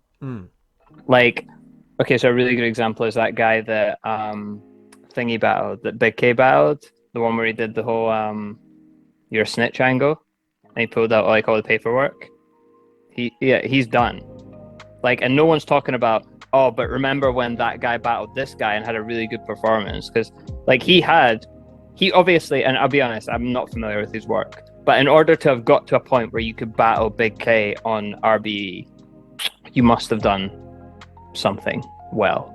Do you know what I mean? Whether he did a lot well in a very short period of time, or he had just been grinding for a long time and I just wasn't aware of him. Either or, like he clearly has a body of work. And no one cares about that body of work now. No one's talking about like what he did. So I guess if you boil it down to like the analogous, I guess like battle rap fans aren't as fickle when it comes to disrespecting legacies because they're rarely given an opportunity to be that way. I can't really think of very many examples of someone completely. I mean, even look at like Jefferson Price. Like, what's Jefferson Price's legacy? People talking about like the time that Jefferson Price had a really good battle with Mickey Worthless at North vs South. Is that what Jefferson Price is known for? No, right? Obviously not. Like, we can talk about it. Do you know what I mean? It's fucking like years ago. Do you know what I mean? We're cool to talk about it. But I mean, those I guess would be really good examples, and it would be like the most analogous thing to like someone getting completely fucked up in a fight and then retiring. So if we're talking about like GSP getting beat up against Johnny Hendricks, hypothetically retiring, what would his legacy have been? Yeah, it probably would have been affected. But if I got when I got completely destroyed against Caustic and choked, if that was my last battle, then yeah, I think my legacy probably would have been affected in the same way. So I'm not sure there really is a difference. I just think they're given less opportunities to display that fickleness because battle rappers tend not to retire on a choke, whereas combat sports athletes do tend to end on a loss. Does that make sense? It does make sense, but I also think, and you can maybe attest to this or dispute this, I think that there's and maybe this is speaking to something that you were talking about when it comes to the mentality of a independent wrestling fan and a battle rap fan in the defense of the participants from the fans. They're very vocal in their acknowledgement of what it takes. And I'll give you a very, very, very quick story. I'll omit the name. It was Gemini. Was coming out of the event, and I remarked that Shotty had a minor slip in one of his rounds, and I'd never seen that before. It blew my mind that he had a minor slip, because I'd just never seen Shotty display anything but the most collected and calm of demeanors prior to a battle, and then the most intense of ferocities during a battle. So to see that was just remarkable. It was like, wow, I almost can't believe I said that. That minor, what turned out to be an insult in his eyes, was immediately clamped. It was like, listen, man. And it was only after I walked off and went, actually, that was Gemini, wasn't it? Yeah, that was Gemini. Fuck me, I just got chewed up by Gemini. But the point I'm making there is that could have been any of the fans that walked out of there that day, because the genre is held with a reverence, because people are aware of the rigmarole that goes, to put it lightly, that goes into coming up with the angles, coming up with the rhymes, developing these things in ways that they think are going to be able to manipulate the audience in the way that they want to, delivering it, and then meshing that with the stage presence that is needed to get the audience to believe in you. Do you see that, or am I giving the with the greatest with the greatest respect, they don't understand the rigmarole that goes into it any more than I understand how a bridge is built. Is there really that disparity in between how hard they think it is and how hard it really is then? Well, I guess it depends how seriously you take it. But yeah, it's really hard, man. Like, if you take it as seriously as I take it, it takes fucking forever. And at least when you build a bridge, people can drive over it more than fucking once. Right? Like, with us, you get to use it once and never again. And then it's just gone. And if you ever use any part of it again, you're ostracized, even though it was me who wrote it in the fucking first place. Not that I'm saying we should be able to recycle, but I'm just saying it's a bit of a fucking double standard, if you ask me. I In fact, I think Mo used that against Tony in his most recent thing, where he was saying, like, you never recycle bars, and then I think he gave 3 examples, but my thought at that point was, that's all you got? I was expecting you to go on for 2 minutes, but, like, the fact that he'd recycled 3 things in his career, that was enough for people to go, oh, you shouldn't have done that. Which it's only been 20 years. Yeah, exactly. And how many bars and how many lines he must have come up with in that. Yeah, fucking comedians have to keep books so they don't tell the same joke twice. You want to tell me? Comedians do tell the same jokes twice. They do a stand-up set, they write a stand-up set, and then that's them for the year. They can do like 60 shows, 100 shows with the same material, just tweaking it and like improving upon it. But the actual base and the premise is the same until they do a special, and then they write like new material. Whereas with us, we do it once for a room of 100 people, and then we can never use it again. But like I guess like I can only speak for myself. I think like someone who has like done battle rap like for a long time, if I explained like my process to them and what it is that like I do to prepare for a battle, like they would be like, wow, that would take a long time. But like explaining it to someone who hasn't done battle rap and isn't aware of like the actual process behind like creating it would be like the same way as someone who like built a bridge trying to explain how it's done to me or whatever. They'd be like, we do some maths and then we get some bricks down and then there's a bridge. I don't know, man. What do you want me to tell you? Like that's let's stay on that for just a second, because one of the notes I have written here, and this is for people that have never seen Soul perform. I noted the round down just because I wasn't going to attempt to paraphrase it. I wasn't attempt to give my own critique of it, because I can just about barely follow what you're doing, because every line I'm like reacting to each line mentally because I don't have time to exert it, which was Shuffle's second round that you did. And I remember listening to that because not only was there's the diminished capacity because of COVID, but I was watching people just sit and listen to you.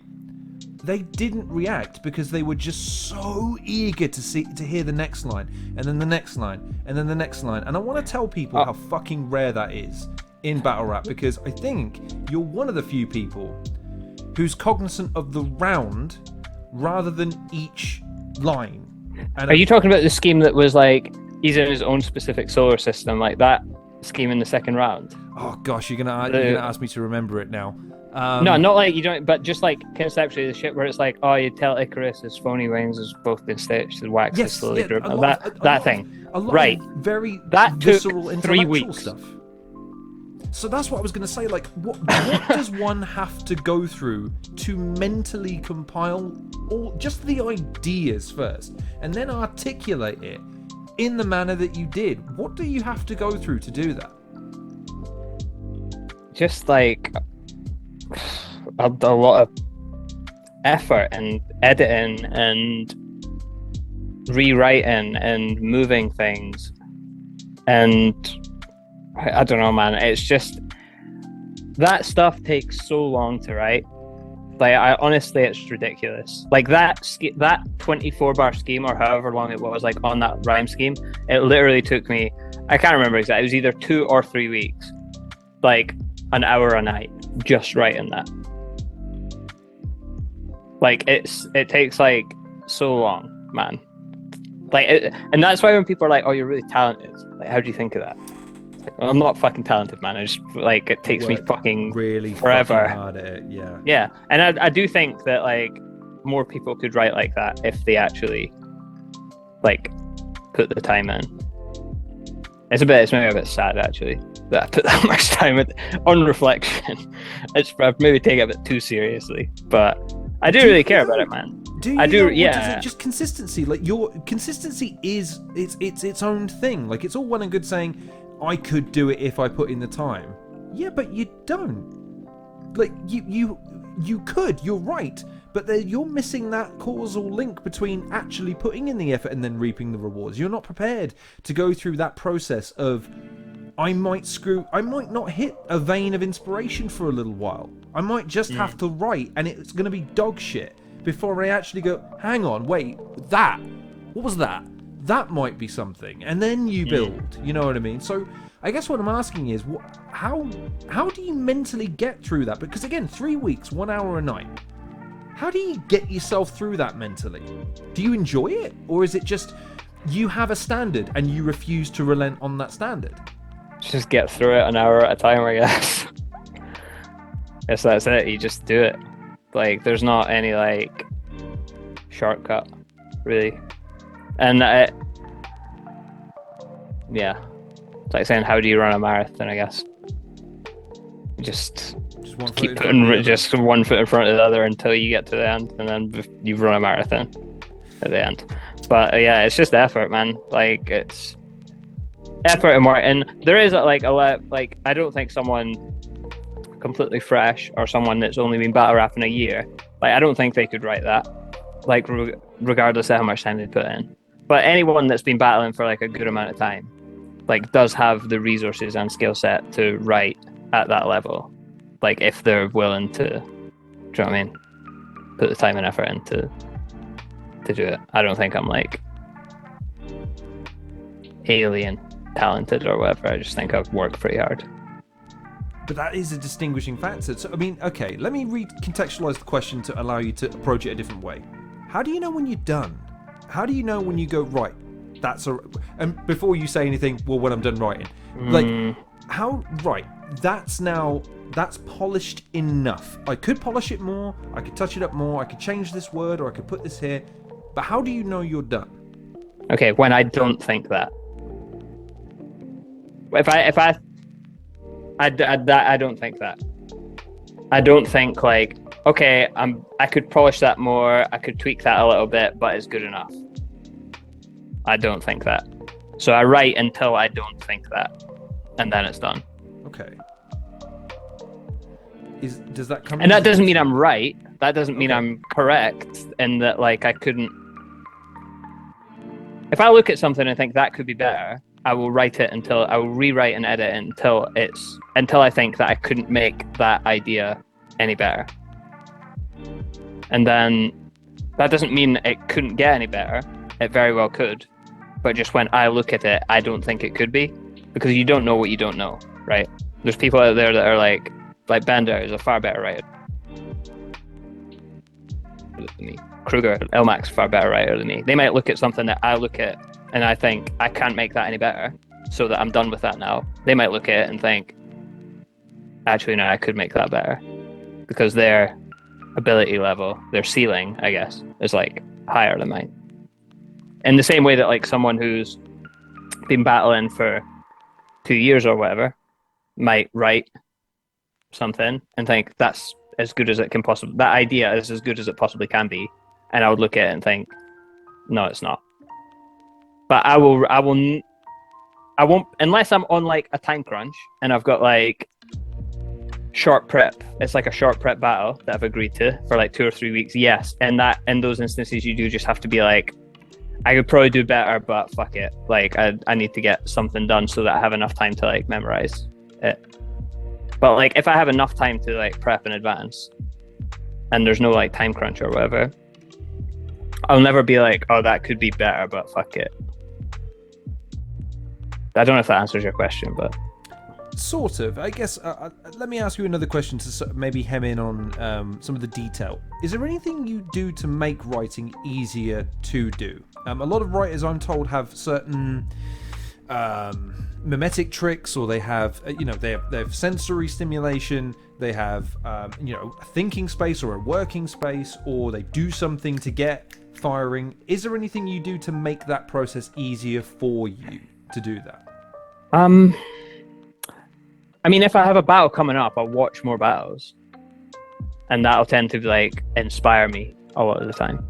I don't mean like get inspiration of their ideas, but I mean like just like, wow, that was amazing, and then it kind of like fires you up to write. But like in terms of like making stuff easier, like we spoke about last time, I'm big like on structure. So I guess in terms of like the structure of what my round is going to be like, that is already determined before I even start writing words. So I guess like having those confines, like I think like having confines, like it's kind of counterintuitive, but I feel like having confines and restrictions actually makes it easier to write because you have like rules that you need to adhere to. Like I don't know, I think there's some quote that's like there's nothing worse than like the tyranny of a blank page or something like that, where you just like when you have like endless possibilities, it's like very difficult to write anything. Yeah, how do you start? Like exactly, where do you start? So like because I guess like my structure is kind of like already determined. When I say structure, I mean like okay, how many lines is this rhyme scheme going to be? How many multis are going to be in it? What are the syllables? Not necessarily what are the syllables of the multis going to be, but like how do those syllables contrast with the syllables coming after it? How long is the scheme going to? When I say how is the scheme going to be, I don't mean like length of bars. I mean like the multisyllabic. Like, so it is syllable. Is it going to be like a 2-syllable one? Is it going to be like a 7-syllable one? Like, what are we going to do? So that all that structure is already determined before I even like start writing. And it doesn't mean like I can't make tweaks to it. Like if I have a plan for like an 8-bar scheme with like 16 rhymes in it, that are like 7 syllables long, and then I come up with a really good one that's like 5 syllables. I mean, I was like, fuck, well, I can't do it then. You know what I mean? Like you can make tweaks, but because you have like those kind of, you've got a structure in place, it's just about like filling it in. I guess that makes it like a bit easier for me because I have a starting point. And in terms of like inspiration, yeah, it's just like watching battles, really. And sometimes I'll watch like my own battles if I have battles coming up, which sounds like super narcissistic or whatever, but like it's just like to, I guess, like remind yourself of like what it is that you do. Do you know what I mean? It makes all the sense in the world. I again, it's not narcissistic for me to say I watch my interviews back because I constantly want to remind myself of the key component of any of these interviews. It's not about me, it's about you to a certain extent, but it's about those happy little devils at home. So what am I doing that's interfering with that? What can I do to eliminate that? And I can understand watching your battles back from that perspective to a degree, but also from your own personal, like you say, right, that's where I should be. And if I can, let's see if we can take it a step further. So, no, man, I take that point. I'd be curious now, because you're going to share something with me. I don't know if I'm going to pronounce this correctly, but I'm going to harken back to something you've said there, where you said when you see or hear someone else's stuff and they go, man, there's nowhere I can improve this, and you look at it and go, you could. You're aware Eminem gets dissed occasionally. People record things and then they send him disses. Yeah, occasionally. Yeah, for those who have a death wish. Melle, I believe, is a hip hop artist inductee into the Hall of Fame. I've never heard of him personally, but I'm told there's a reverence for him because he's a person of high standing. He released a diss track on Eminem, and yeah, I need you to hear that when you get 5 minutes. Okay, I don't know who that is either. And I don't know if that's like a massive blind spot. Is he like very revered? I think he's an OG. Is he actually like in Hall of Fame, or are you being like? So is he actually okay? Well, no, one of his bars at the beginning is that he's in the Hall of Fame, or he was the first inductee into the Hall of Fame. So, again, my hip hop history knowledge is lacking a little bit there. I will fully admit, but he, the diss track that he released, the hottest of fire, and I would very much like to get your thoughts on it at some stage in the future. When you Can I listen? I've got a 36-second clip here. Can I just listen to it quickly? Yeah, go for it. In fact, yeah, this will be a fun little watch along here. Okay. Right, well, we don't need to listen to the rest of it. Oh God! You didn't even I mean, just right away from the cadence, like you can just tell it's like some 70s, like Slick Rick type. He's 62 apparently. Oh God, yeah. So sounds every bit of it. The bar that got me, I don't know why I'm struggling with this bar so much, but I really am. It was I'd give you £1, but I break your hand. I have a white lawyer that will take your land. I don't know what to do with that bar. I'm really struggling with that bar. So, I don't know if there's like a lot to unpack there or absolutely nothing to unpack there, so it's difficult to tell. I'm so used to battle rap where I'll hear a line and go, man, I'm sure I'm missing something there. I know I'm missing something. Here, I'd be mining for days and still like, there really isn't anything here. How weird. But yes, I had to just throw that in there because, relevance and algorithm and damn you. I mean, it's suspect. It's a suspect premise. Like, how do we know that Eminem has land? No, just like, I mean, when we're talking about land, like, is Eminem like a landowner? Like, you're assuming a lot of like, you're saying a base that is not common knowledge. I'm not saying Eminem's not a landowner, but it's not part of like the public consciousness. Like, you don't think of Eminem property baron would probably be the first word you associate with him. So it's just like a weird premise. If it makes you feel any better, he then goes on to I don't know why. exclaim that he might be taking pills again, and that he's going to call him Pill Clinton. Wordplay. I love those bars. Because it's just like, why? Like, what? Why would you call him Pill Clinton? This is where I come in handy because my brain is so big and complicated. Because his name is Bill Clinton, but if you drop the or in fact you flip the B if it's lowercase, then it's I see. Wordplay. But that's the thing. Like, I don't, and there's lots of bars like that. But like, what is the relevance of like? I don't get it. Yeah. And there's nothing to get. Like, I'm not asking the question, like, what is there? There's literally nothing to get there. There is no tie between them at all. And it's just like, because his name rhymes with pill. But yeah, I do love those bars when I hear them. Because it's just like, all right, what? It's like the fucking Umbretta one. Or whatever. It's like, what the fuck are you talking about, man? Well, again, jokingly as an aside to kind of get us into this, I'm curious to, as a man who made his profession, professionally bodying people, what do you make of when a diss track gets released and there's this weird clambering to see who won? Like, through the prism of someone that, like you say, you exclaimed earlier, like, maybe I take this too seriously, even though, man, it was your job to diss people for a bit. You better take it pretty seriously because he's going to diss you back, so it's only right that you get your best licks in. Like, is that cringy, or is it kind of cute, or is it fun? Is it kind of like an extension of what you do, and it's nice to see people enjoy that sort of thing? Like, how do you feel about it? I guess it's kind of like, I guess if you want to take it back to like kind of combat sports analogy, it's kind of like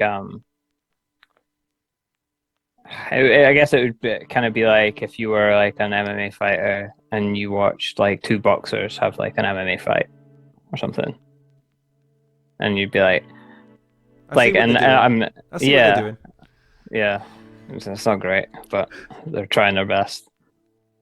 But yeah, I mean, I guess it at the same time, it's not to take away they're obviously like phenomenal musicians, but they're not like battle rappers, and there hasn't really been that many good like diss tracks released in the modern era. Like, I think Pusha T's one to Drake was pretty good. He had some like quite good bars that would actually go quite well in a battle, like that OVO 40 hunched over like E80 was a really good bar. And one of Drake's ones, I don't know if it was the first or second one, to Meek Mill, was pretty good. But those are like the only ones in the modern era that I can think of that were actually good. And that's like Eminem even and MGK when they had their thing. Like, all of the diss tracks in that back and forth were like abysmal. And there's only been like a few in the modern era, whereas if you go back where kind of, I guess, like hip hop would have been sort of like, a lot of these people would have got their starts kind of like battling on the streets, like fucking Biggie Smalls and all of that. It was like battle culture was very integrated into. There's much more crossover, I guess, and that's why you got like amazing diss tracks, like fucking the best one ever, Jadakiss, Checkmate was like the best diss track ever, and obviously like Biggie Smalls and Tupac had a really good, like theirs were really good as well. They're back and forth, like Hit 'Em Up and all that. But like now there is just like it's pretty poor because they don't come from that. You can't really hold them to the same standard. So you're not checking out Nick Cannon's latest diss track anytime soon? I didn't know he had one, but I'll definitely will not be checking it out now. Oh man, no, 50 Cent reacted to it on the Good Morning the Morning podcast or whatever it's called, and he was like, it was just that cutting thing of every MC when it's like, I'm gonna give this the minimal response possible, which is, oh, we heard Nick Cannon's got a diss track. It's not like we're worried, man. It's not like we hear Nick Cannon and think, oh, bars. That's yeah. That was it. Didn't need to say any more than that. Yeah. Scathing. It was great. And he's right, man. He's right. Who gives a fuck about Nick Cannon, man? He's like, he can. And then Nick Cannon obviously would not fall into the category of like amazing musician either. So it's like, even if you do have people that are like good musicians going back and forth, and it's like, it's not great. It's certainly like, it wouldn't hold up in like a battle. Do you know what I mean? Like, I mean, we've seen how that went with fucking like Joe Budden or whatever. And we've seen how it's gone like every time it's happened. It's not like it's a fucking surprise at this point. Like when a mainstream guy like, and nor should they, because that's not what they do. You can't, it's like saying, it's like the Nate Diaz, Jake Paul thing, if you want to bring it like full circle. Like, do I expect Nate Diaz to beat Jake Paul in a boxing match? No, not really, because he's not a boxer. And is Jake Paul gonna fucking beat Eminem? Like, no, definitely not. Like, am I gonna make better music than fucking Drake? No, obviously not. That guy is an excellent musician. Like, am I gonna beat Drake in a battle if we ever battled? Yes, obviously. Like, obviously I would, because I've been battling for fucking 12 years. You heard it, folks. Book it. Drake versus Sony. Get it in there. I'm just saying, like, anyone, any fucking, like, musician, like, would obviously lose to, like, anyone with even, like, a moderate amount of skill in battle rap. In this current generation of content creation, really the right thing for me to do as a creator is clip that segment into basically a 60-second long rant about how much you're better at Drake than battling and that you're going to batter him one day. Damn this integrity of mine. How dare I? Anywho, just do it, man. Just do it. Ah, that's it. I'm going to put that at the end now. That's going to be it. Ah, there we go. There's the short. There's the clicks. Well, there you go. I'm going to ask one last silly question, and then I'm going to get back onto some serious-ish stuff. But all right. Okay. And this does come with an iota of judgment. Golf. Yeah. Like, what's golf like? What's good about it? Like, I don't get it. Oh man, like, hit small rock with big stick. Small rock, go like, far. You know, I get in trouble if I do that with my grams shillelagh and some random person's pill thing. But you do it on a golf course with some nice clothes and some respectable people. Like, people apparently the Saudi Arabians love it enough that they bought their own league and then bought golf outright. That's how much they love it. Yeah. Golf. I think I just have like an obsessive personality, man, and golf's something that's easy to get like quite obsessive about. The progress is like... Is it a bug? Because I've heard people describe when they get into something and it's that thing of, I have to do this now until I get to... And even though you're never going to be able to hit the perfect... You're never going to play the perfect game. You're never going to hit a hole-in-one in every hole. But you play because it's... but I know what I did wrong on that shot. So the next time I take that shot, I know what I'll do differently. I don't know. There's a lot of things out of it. I mean, like, a lot of the time, golf's in a lot of ways, golf's like a bit like a slot machine because it's repetitive inputs with variable outcomes, and the things that have that tendency, or probably not tendency is not the right word, but that that quality to them, where it's repetitive inputs with variable outcomes, are kind of like by definition addictive. and that is like what can like addict people. For me, it's just like I like the walk, man. I like just getting out, touch grass. You get to see like a lot of nice animals. You get to talk to your friends, and you get to like measure your progress. You know what I mean? It's not something that's like subjective. It's like that is how many shots that you took to complete, and you were objectively better or worse than last time, or objectively better or worse than last year.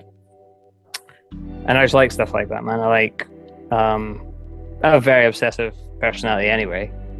Like if I've taken interest in something, I will like obsess about it until I'm literally like as good as I can possibly be at it, and then generally just abandon it, which is what happened with golf last time. I played a lot when I was younger and then just stopped when I was like 17, and then picked it back up during COVID. But yeah, no, I mean, I don't know why I enjoy it. I guess I just do. When did you first start playing golf then? Well, my dad used to take me out when I was like very young. So I played like when I was probably the first time when I was like 7 or 8. And then I played kind of like here and there, would like go out with my dad and stuff, but like not that seriously. And then when I was probably about like 14, I started to take it like a bit more seriously. I started playing in competitions and stuff and did all right. And then when I was 17, I was spending more time kind of like playing basketball at that time. So I stopped playing golf to like focus more on like my basketball. And yeah, during COVID, you couldn't really play like five-a-side or like any other sports or stuff. So that's when like I picked up golf again. And yeah, I've just been trying to grind and get better, man. It is really like enjoyable though, just to like get out for a walk, see like some cool animals, get out in nature, talk to people. And there's like a competitive element as well. You know what I mean? Like I play in competitions and stuff, and I've always liked competing. So yeah, it's just I guess another avenue for that, which I've been missing a bit since not battling. Would it be possible to introduce you to something that could perhaps bridge that gap between that love of competitiveness, the mastery element, the addictive element necessarily, and battling, okay? There's this thing, it's called Pokemon, and they have these little things, these monsters, and you get them to do. It's basically animal cruelty, but it's cartoons. Sure, so it's okay. So it's fine, yeah. No, okay. No, I'm not going to sell them on Pokemon. Don't worry. Oh, you might do. Keep going. I'll tell you what. I only ask because listen, man. Whenever I think about people's hobbies and fandoms and things of that nature, and it always. The thing with it is that I find is that people kind of cock their heads to the side. That's not what I expected you would do, and it's like, well, no offense, but my hobby is not really to meet your expectations. It's whatever fulfills me or happens to make me happy in a moment. And I wanted to ask you about that because with golf, I know that it gets like by the way, I don't have a problem with golf. I don't play it personally, but I don't have a problem with it either. The facade was just to kind of almost. I was trying to goad you a little bit there to go, oh, fucking, I'll tell you about golf, you motherfucker. But I don't get why, in an age where the prevailing narrative seems to be, do you, man, whatever makes you happy, do you, there's still that kind of weird judgment that comes from, oh, you like that, do you? And I guess what I wanted to ask you was, like, as someone who participates in what I would concede is probably a more niche form of entertainment in terms of battle rap, although I would argue there's a lot of very well hidden battle rap fans that just fucking come out of the woodwork whenever you happen to be talking about it, because I can't tell you the number of times they went, hey man, you went to that thing, you're a fan? Yeah could have fucking fooled me. But how do you deal with that then? I mean, I guess you don't care, but like, how do you reconcile it? Do you just, again, is it just like life's life? I've only got a finite amount of time. I'm going to do what the fuck makes me happiest, or is there a pressure to conform in any way, shape, or form based on the persona that you've adopted to a degree? No, not really, man. Like, I think I'll just do like whatever makes. If I wake up tomorrow and decide to get like really good at like competitive Yu-Gi-Oh or whatever, then that's what I'm going to do. Do you know what I mean? Like, I'll just still do that, and if that's what makes me happy, then that's what I'll do. Competitive Yu-Gi-Oh? Did you just say? Yeah, I don't know. I just thought of the fucking most random shit I could possibly think of. I'm not into Yu-Gi-Oh. Yu-Gi-Oh. Well, the virtual reality version is a thing. I've seen it. I Oh no, covered it's it in a definitely gaming like a news trade. article. It's like a trading card game, like a tabletop trading card game, like It is. Magic or But any of have the you other ones. seen the things that allow you to do on the computer? Yeah, I know what the deck is. Oh, you what? You can they actually have So those in they real have a life thing now? now, and I'm not saying. By the way, I'm not into Yu-Gi-Oh. I'm aware that it exists. That arm blade thing. Yeah. They The thing have that you put real the cards ones on. that actually slot the cards, and the computer just acts as the avatar for the cards. And Oh, that like, is physically, fucking. That is cool. it's pretty. Look, Yeah, I that is can't lie fucking and cool. say that it's like the whole thing. Look, I have a dragon dagger up there. If they ever make one that blows and then a miniature dragon zord rises out of the water, I don't care how stupid it looks. I kind of want to summon a dragon zord. Yeah, fuck. I'm not into Yu-Gi-Oh either, but like I watched as a kid, and I'll tell you right now, that is fucking cool. If they've got like things like that that like actually work, that you can put the cards in and like it comes up on the screen, that is fucking sick. Like I wouldn't play it because I'm not into fucking Yu-Gi-Oh or whatever, but that is undeniably cool. Yeah, look, just for me, whenever I see a piece of technology that lets someone live vicariously through the hopes and dreams of something that they once fantasized about, like I'm a generation ago that saw Men in Black and saw the risk communicators and that sort of shit and thought, Yeah. man, that's cool. And now there's kids rocking up that will never not know this Yeah. right now. Yeah, Visual for sure. communication through the internet. It's always been there. And I go, man, you don't know how bad telecommunications used to be when you were all huddled around one motherfucking phone in the house. Yeah. And if you were on that phone, you couldn't be on the fucking internet. Yeah, but if you even had internet. Yeah. Like, I fucking didn't have internet when I was a kid in my like not until I think like we got our computer and the internet and stuff like maybe when I was like I don't know like 8 or 9 or something. But even then it wasn't really like, used for anything. The computer was just more like I think my dad had like his invoices on there for the work that he did. But like yeah, you had to like memorize everyone's phone number. You wouldn't even phone them. You would just come out and like chap their door. Like can Lauren come out and play or whatever. Yeah, or you Kids have the won't 10 know that. numbers that you dialed the most written on the fucking phone slip that you put in the phone handset. Because you'd be Yeah, the little these 10 are the paper. ones that I'm most likely to call, so I won't bother remembering those. But then there was that Yeah. one girl I got the number for last week, so I will commit that to memory. Yeah, for sure. I'm And it's that weird, never like the phone numbers, like I still remember like phone numbers from when I was a kid. Like I could tell you like my grand's landlines, both my grandparents' landlines, Shit. because you just know them. So like, in fact, one of them I can't say because I'm pretty sure it's still the same number. But like what? But I know that my Veronica Beaths, it's probably safe to say that one because they're no longer with us, unfortunately. But 01383512039 was their phone number, and my old landline was 01592781755. Like I just, you knew them so much because you would have to tell other people your phone number. Like, and definitely, actually, now that I think about it, it is definitely the same number for my other grandparents. So I can't say that one. Bless 'em. But yeah. But they would do that. They wouldn't, like, my grandmother, for instance, she's like, I just want the landline. Why do I have to pay for internet? And I'm like, you don't get it. They throw in the landline these days, Grandma. They don't give a fuck free. about no landline. It's free. It's full Do free. I have to take the internet then? Can I not just have a free landline?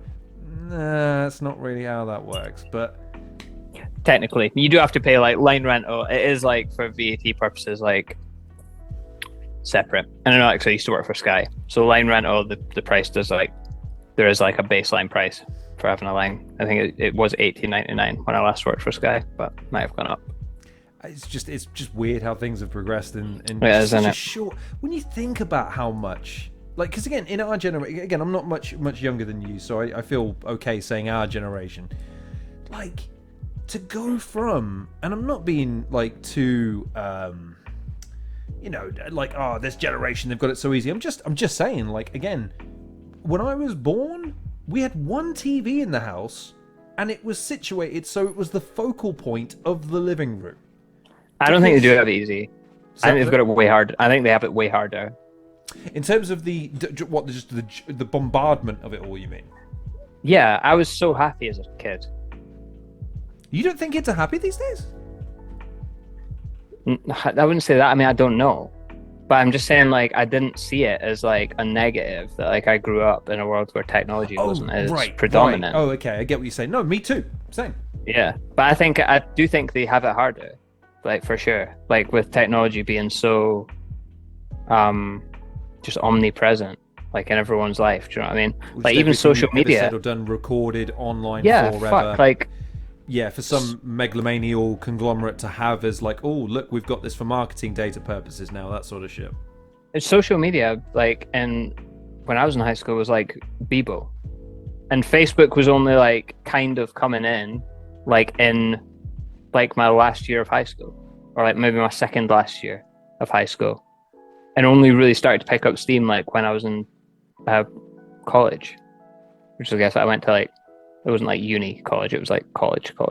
But yeah, it was just so much better. But I don't know if it was so much better, but it certainly wasn't bad. Like I didn't feel like I missed out on anything from not having like an omnipresent like social media presence in my formative years. And if I had to guess, I would say it's probably a good thing that we didn't have that. And it's sad that kids have to grow up now. And like from age 9, it's probably weird if they don't have a Facebook. Like it's just, I don't know, it just seems fucked up. Well, rest assured, ladies and gentlemen, you're not going to find my kids on social media until they're about Yeah, fucking 80, because God forbid. It's not happening. But no, I mused once that I was watching a home video of mine that someone had put on a camcorder years ago by. They burned it onto a DVD. Fucking hell, kids. Bet you don't remember those either. And I remember watching it, and I remember looking at my parents, who were younger than I am now. And I remember looking at them and thinking, man, they don't look stressed. They don't look under the cosh all of the time and exacerbated about every little thing. And the world, whether or not it's worse now comparative to then, I'm sure, look, every generation's got its problems and every generation is facing its new challenges. But I think you're right in the sense that this generation is aware of it all, and it's constantly dealing with that awareness, and then is this even fucking real now? Like, half this shit they gotta verify in 3 different fucking forms, otherwise how can you be sure it's actually real? I think it is harder now. Like, I think you have like the same problems as our parents had, where it's like, oh, we don't have enough money, we've got a kid running about mental, and we're just trying to keep it together. Like, people now still have those problems, but on top of that, they now have additional problems, like social media, the omnipresent, like technological giants that have. There's that, and there's also, because this is something I want taken over our world versus that like our parents had. It's probably it. No, sorry, go ahead. Sorry, on you go. No, I was just gonna say, yeah, like it's probably better than like, it's probably easier now than it was in like 1920s, where it was like, or like the 1890s, where it was like, shit, we better have 12 kids because some of these are gonna die, right? Like, yeah, obviously that's harder than, oh my god, I can't believe Kathy seen my Facebook post last night, right? Yeah, obviously this order of magnitude is more traumatic like back then. But if we're looking at like 1960s, 1970s through to like, I guess like 1990s, I do think they had it easier than kids have it now, for sure.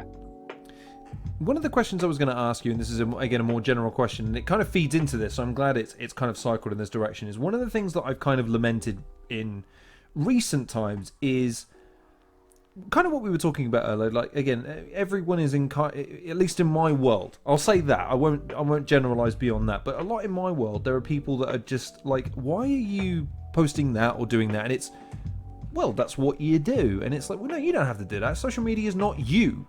It isn't who you are. If your phone gets lost or your profile gets deleted tomorrow, if Elon finally tanks Twitter, and it's still called Twitter, I don't know if it's fucking X bollocks, you do I mean, you do lose the material that you posted there and the time spent, but you're still here. Like, you still carry those memories and that what it means to you. So one of the things I did want to ask though is that idealization of certain people that has kind of come to the fore in social media, that it wasn't, I don't think it was as prevalent when I was younger, because I don't think we idealised people so much. I think we idealised fictitious characters quite often, sportsmen to a large degree, but I don't think we really idealised people being people and wanted to live their lives in quite the same way.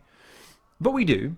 So one of the things I wanted to ask was, is that right in your eyes? I imagine not, but I want to ask you nonetheless. And if not, how would you navigate the idealistic tendencies that you tend to see on social media, like the polls? The polls are a great example in my mind of two guys that have played the game and they're winning it. Like, you can get mad about it, but they're doing what they're doing very successfully in their own minds. I just disagree that two individuals who have displayed such a lack of moral fibre should be put on a platform to be idealised by a generation of young men particularly, who are going to think what they do is acceptable day to day, rather than what they should see them as is their entertainment. They're there for the weekends, rather than, no, what I need to do is I need to be an alpha, and I need to show the world that I'm Billy Big Balls all the time. And you go, nah, man, being a man is different to being a dick. So anyways, there's a lot there. Waffle as you will, but like, what are your thoughts on that? Again, like,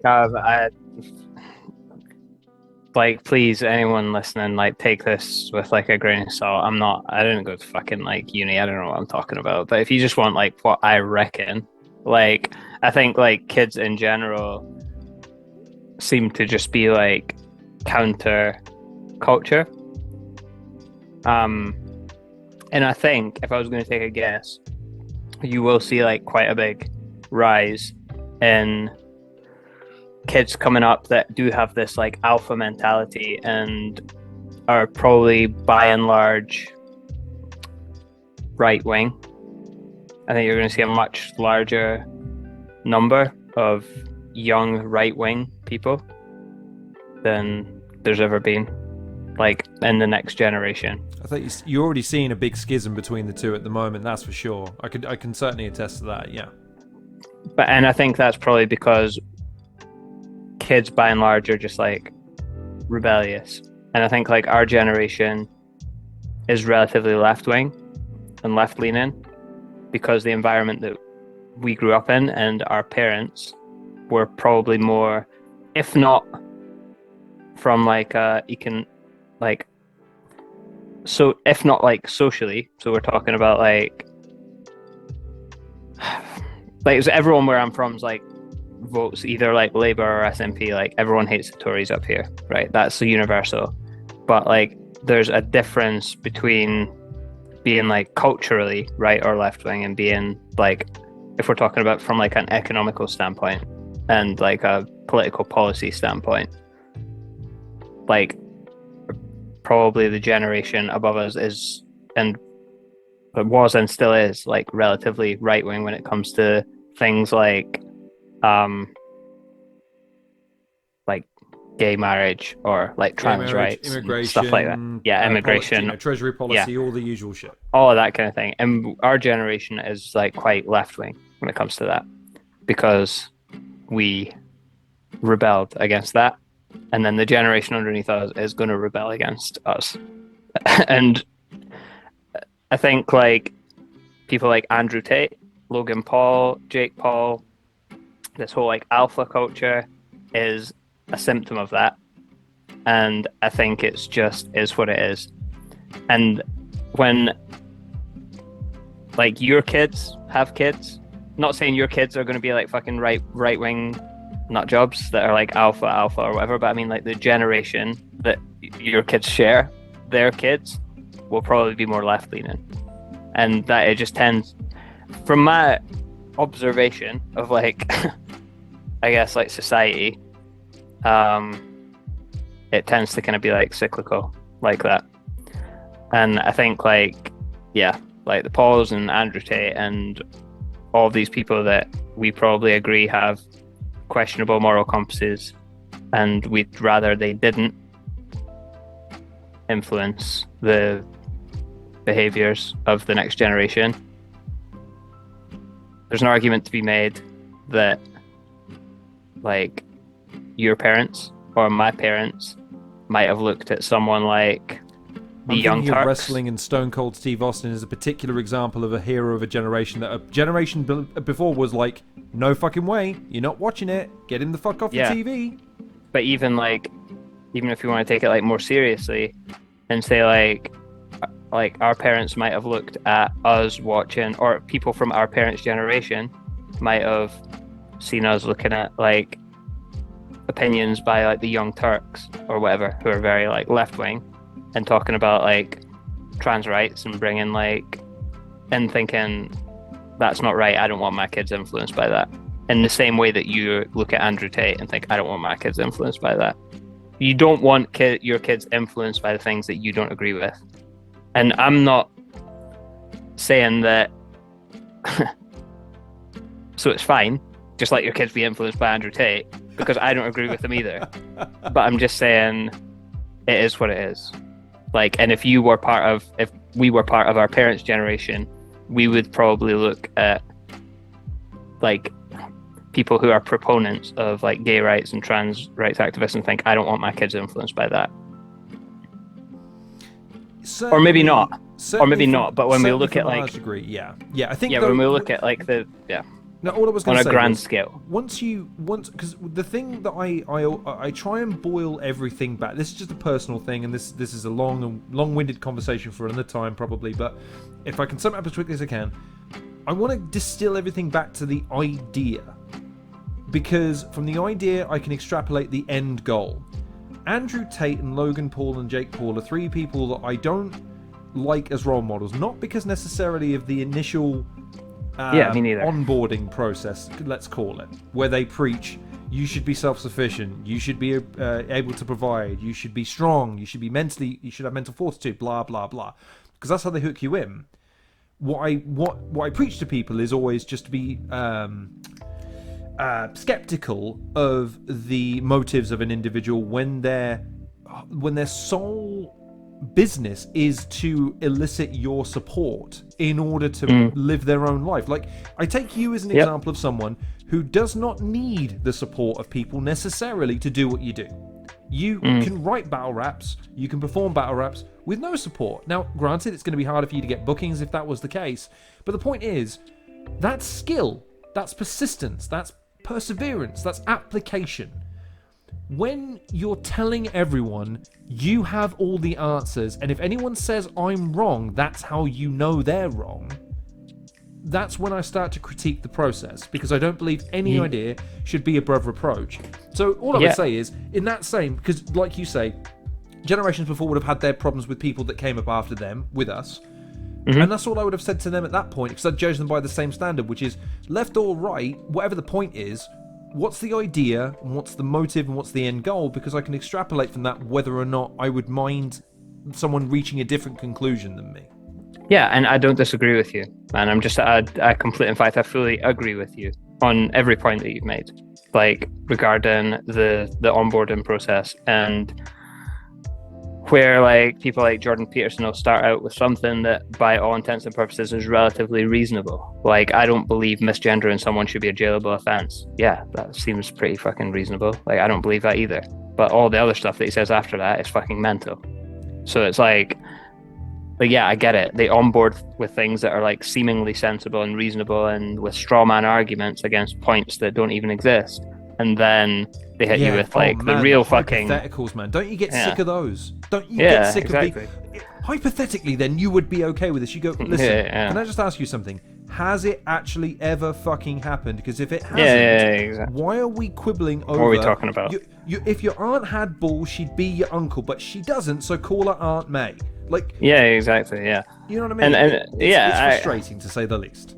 I fully agree with you. I'm not like, obviously, like I don't like Andrew Tate, and I don't like fucking Jake Paul and Jordan Peterson and like Logan Paul and all these like guys with fucking a podcast mic and a dream that just want to talk about like women. No, I mean like, you know the ones I mean, where it's like the podcasts where it's like fucking, I'm a high value man. what are you bringing to the table, woman, or these podcasts? Do you know what I mean? What colour's Like your Bugatti? And the use of the word bro has to be... If you don't say bro 500 times in the first 5 minutes, you failed as a podcast. Yeah, that whole culture. Anyway, like, obviously, like, I don't like it. I'm just saying, like, that it seems to be a pattern where the younger generation will tend to adopt viewpoints that are contrarian to the generation before them. And there's really only, it seems anyway, only so much you can do to stop that, which is probably why a lot of us have become like our generation have become like very liberal minded when it comes to like social issues.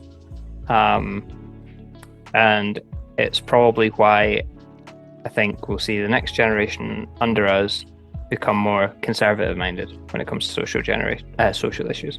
And I might be wrong about that, because listen, I'm a fucking idiot, right? I don't know what I'm talking about, but literally it's just like I'm trying to answer the question with what I reckon, but what I reckon might be wrong. Or, that's fine, do you know what I mean? And probably is.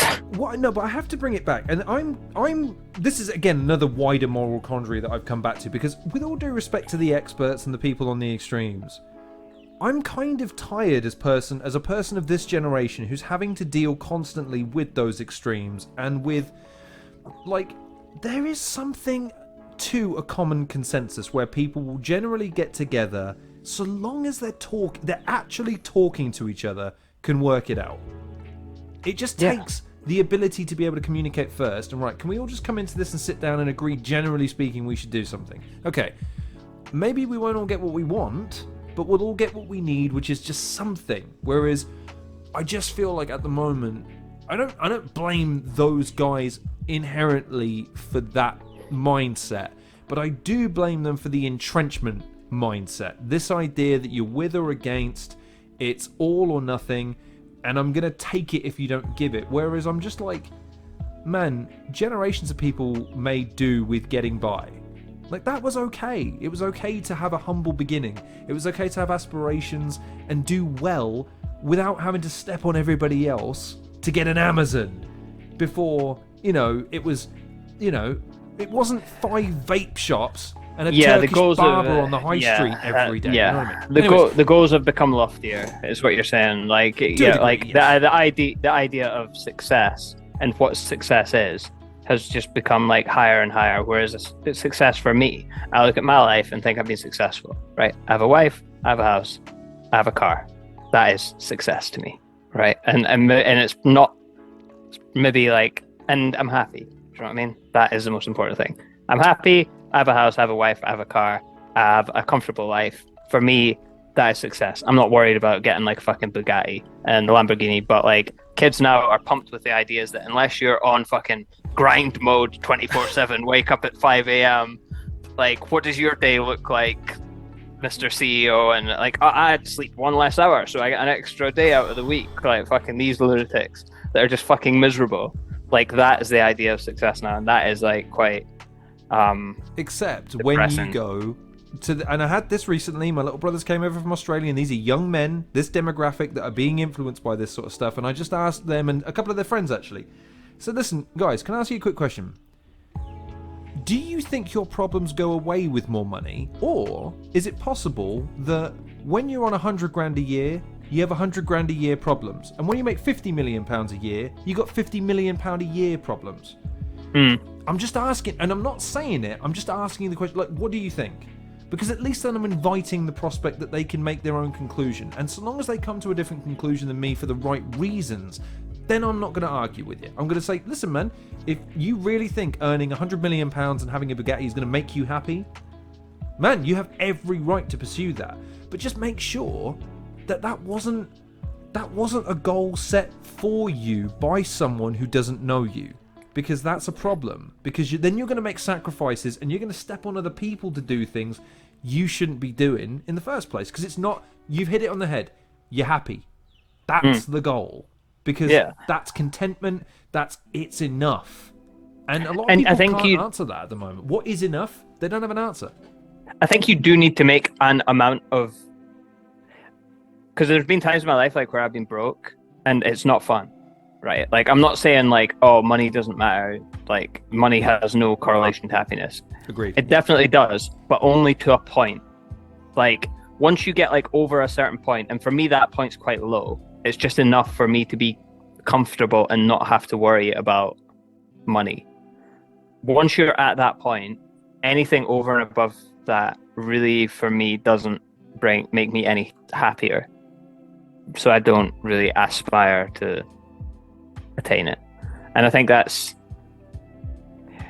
probably true of like most people. I think once you get up to a certain amount of money, like what's the difference like between having, I don't know, like making 500,000 a year and 1.5 million a year? Are you like $1 million when he said happier? That he was earning, like when I made the first million and then I made 2 million, I was just as happy as when I made 1 million. Like he was trying to make the point that the money in of itself wasn't the thing that was making him happy. It was that he was pursuing things that happened to be making him shitloads of money, and those pursuits were what enamored him to the grind. He's like, he fell in love with the grind because of the grind. Like, okay, yeah, great, good for you. The next person though is happy doing his 7.5 hours, having an hour lunch break, going home to a family that loves him, and that's it. Like, that's contentment to that person, and there's fucking nothing wrong with either. Yeah, one's not to be idealized over the other. They're both pursuits, and that's where it ends. Yeah, I seen a short on YouTube where it was like that Gary V guy, and he was like, if you're making less than $120,000 a year, you should just quit your job and do eBay. I was like, so what a mental thing to say. What a mental thing. It's like, you could just go to flea markets and like spend a couple months learning eBay and what the prices are, and just go flea market and sell it and make 120 grand a year. And it's like, all right, man. Except for then you'd have to explain to him, like, cool, if everyone did that, would everyone make 120 grand? Or but even if like not everybody did that, that's miserable. Working eBay, you mean? Yeah, it's just like, what? I don't want to fucking do that. I don't want to like. How about I just don't want to do that, man? Yes. And that doesn't make me a fucking loser because I don't want to like just grind eBay because I make less than 120 grand a year. Again, how about relax, man? How about like chill out? Yeah, 100%. All right. Listen, that's oh man, that was yeah. Was have fun. I fucked this up, Lauren? I feel like I fucked this up. How have you fucked it up? That was I feel great. like I've completely like derailed your entire podcast. Not even a little bit, because this is the kind of stuff I like talking about, and I even like having a contrasting opinion, because then it allows you to expand on your ideas, test them a little bit, and see if they have any legs. Sometimes they don't. Look, I'm sure it's the same with a battle. It sounds great in a room with no one reacting, and it sounds great on paper, and then you say it out loud, and you go, well, that could have gone over better. Like, yeah, it's the same with an idea, man. It's why I'm eager to test these ideas out, and I'm glad that you're receptive to it. But you're quite right. People have tuned in for you, so let me give them a little something. That's not what I was saying. I was just conscious that I had ruined your podcast. Ruined. Listen to him, and tell me if he's ruined this podcast. I'd say his presence alone isn't hard. Are you happy with just this? No, I didn't think so. So, let's ask. And this is probably a harder one, so I apologize in advance. Watch the comments. Be like, yes, he's fucked this up. Any of you motherfuckers leave that comment coming for you personally. And I've got way more time on my hands than I care to admit. So, what would you say, if any, has been a particularly or the most pivotal moment in your career within battle rap? Are there any forks in the road that you can think of, or any just times in your career where you went, man, that could have gone a very different way for a right or a wrong reason, that you just, it lamented it could have gone better, or it went the right way and it's like, man, that could have gone wrong, but it panned out? Probably the title match with Raptor would be like the turning point, really. Like, if you wanted to like boil it down to like one thing where it kind of catapulted or whatever, it's probably that. Yeah, because I was kind of like, it's not that I'd done nothing up to that point, and then all of a sudden it was like, oh my god. But it was like I was coming off the back of like a really, really bad loss where I like was severely outclassed, and even if I had got like all my material off, I was just like outclassed by Caustic. He was just on a different level at that point. And if I hadn't had the performance that I had against Raptor, and Raptor had like won the title, there's a timeline where, do you know what I mean? I just kind of like peter out and fade into obscurity. But that didn't happen. Like, I had a really good performance and won like fairly convincingly, and then like got a lot of like bookings off the back of that. So in terms of like pivotal moments, then yeah, that. In terms of like most important moments to me, it would be definitely like battling Bender, battling Omac, and battling on Smack were the moments where I was like, I can't believe this is actually happening. I can't believe like yeah. Those were the moments that were most important to me. But in terms of moments that were most important to my career, if you want to call it that, it would definitely be like the Raptor battle. Disappointing. I was expecting him to say the first time he appeared on this channel, but never mind. Let's. I mean, oh, come on! I am a big deal. I am a damn big deal. Man. You are a big deal. I had. Anyway. Well, you know, I'm trying to make it a big deal. I'm trying, you know. Yeah, I didn't say you weren't. I will say one thing, if one thing only. I'm going to take a second to say on camera, because I usually do this shit off camera, and it's always awkward because then I spend too long doing it. So if I do it on camera, I'll keep it short. You don't know how much it meant for you to be my second guest. The amount of people that would come up to me afterwards and say, "I can't believe you got Soul on. That's insane," and I'm like, yeah, thank you very much. How'd you do it? And I don't have a good answer for them except for, well, I asked and he said yes. Why'd he say yes? I don't know. I don't really have an answer. So the better question is, like, why would I say no? Why would you say no? Because you look at Shuffle T's interview and you go, how long did he talk for? Fucking hell, what did they talk about for 3 hours? Jesus, they read the fucking Bible or something. Jesus Christ. Yeah, but I mean, if I'm this is like no skin off my back, man. It's not like, Lauren, it took me 3 months to prepare. Do you know how long it took me to prepare for this? I'm going to say all time. Week. Yeah, I literally opened my laptop and we've been talking for 2 hours. I've done zero preparation for this whatsoever. Like, because how do you prepare for it? We're just having a conversation. You seem like a nice enough guy. Like, I don't mind talking to you for like a few hours, and if it helps you out, then cool. If it it helps me out, oh, it's only Soul. Yeah, you know, I suppose if it helps. Jesus Christ, man. Do you know what? You would pose an interesting thing because for Bizzo, I've pitched to him that I'm going to be his Paul Heyman. I'm going to harry the belt. I'm going to yell, and I'm going to make all the things. You would be a unique challenge because I don't think he'd be the Lesnar. You'd be the Roman. Like, you'd be the one who does. You do your own talking, but I just remind everyone now and then, just like, man, this guy would fucking annihilate you if he decided to. Yeah, I wouldn't like that, man. You don't want to stand in the belt. Come on, man. We both know you want that belt, so you know. And now I want it too. What belt? What belt? The Premier Battles. The Premier Battles belt. Premier Battles belt, my friend. I want my hands around that thing one day. I'm going to claim it. Okay. Not as my own, obviously. I don't have any battle rap skill, but. Yeah, you can have it, man. I don't want it. So. Do you think it's too late for me to get into battle rap? Do you think? Is it too late? No. I mean, not at all. It's fair fucking Joy France, who was like 60 odd year old lady who started battling. Well, I do have something. It might give me a help. It's called the Advanced Rhyming Dictionary by a guy called Adam Woolhard. I've been reading it. It's quite good entertainment, reading it and pretending to be a rapper. But unfortunately, that's what I am reliably informed is what I'd be doing. I'd be pretending. So it's a fun fantasy, at least.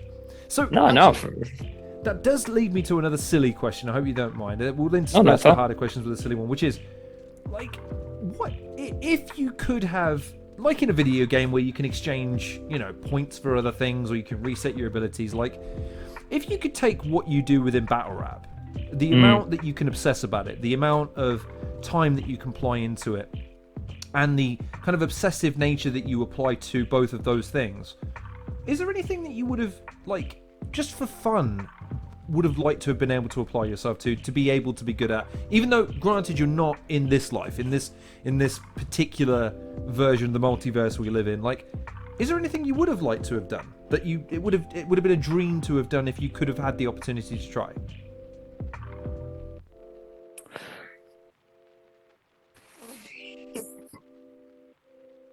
Would it be acting? Would it be music? Would it have been as a professional did that. sportsman?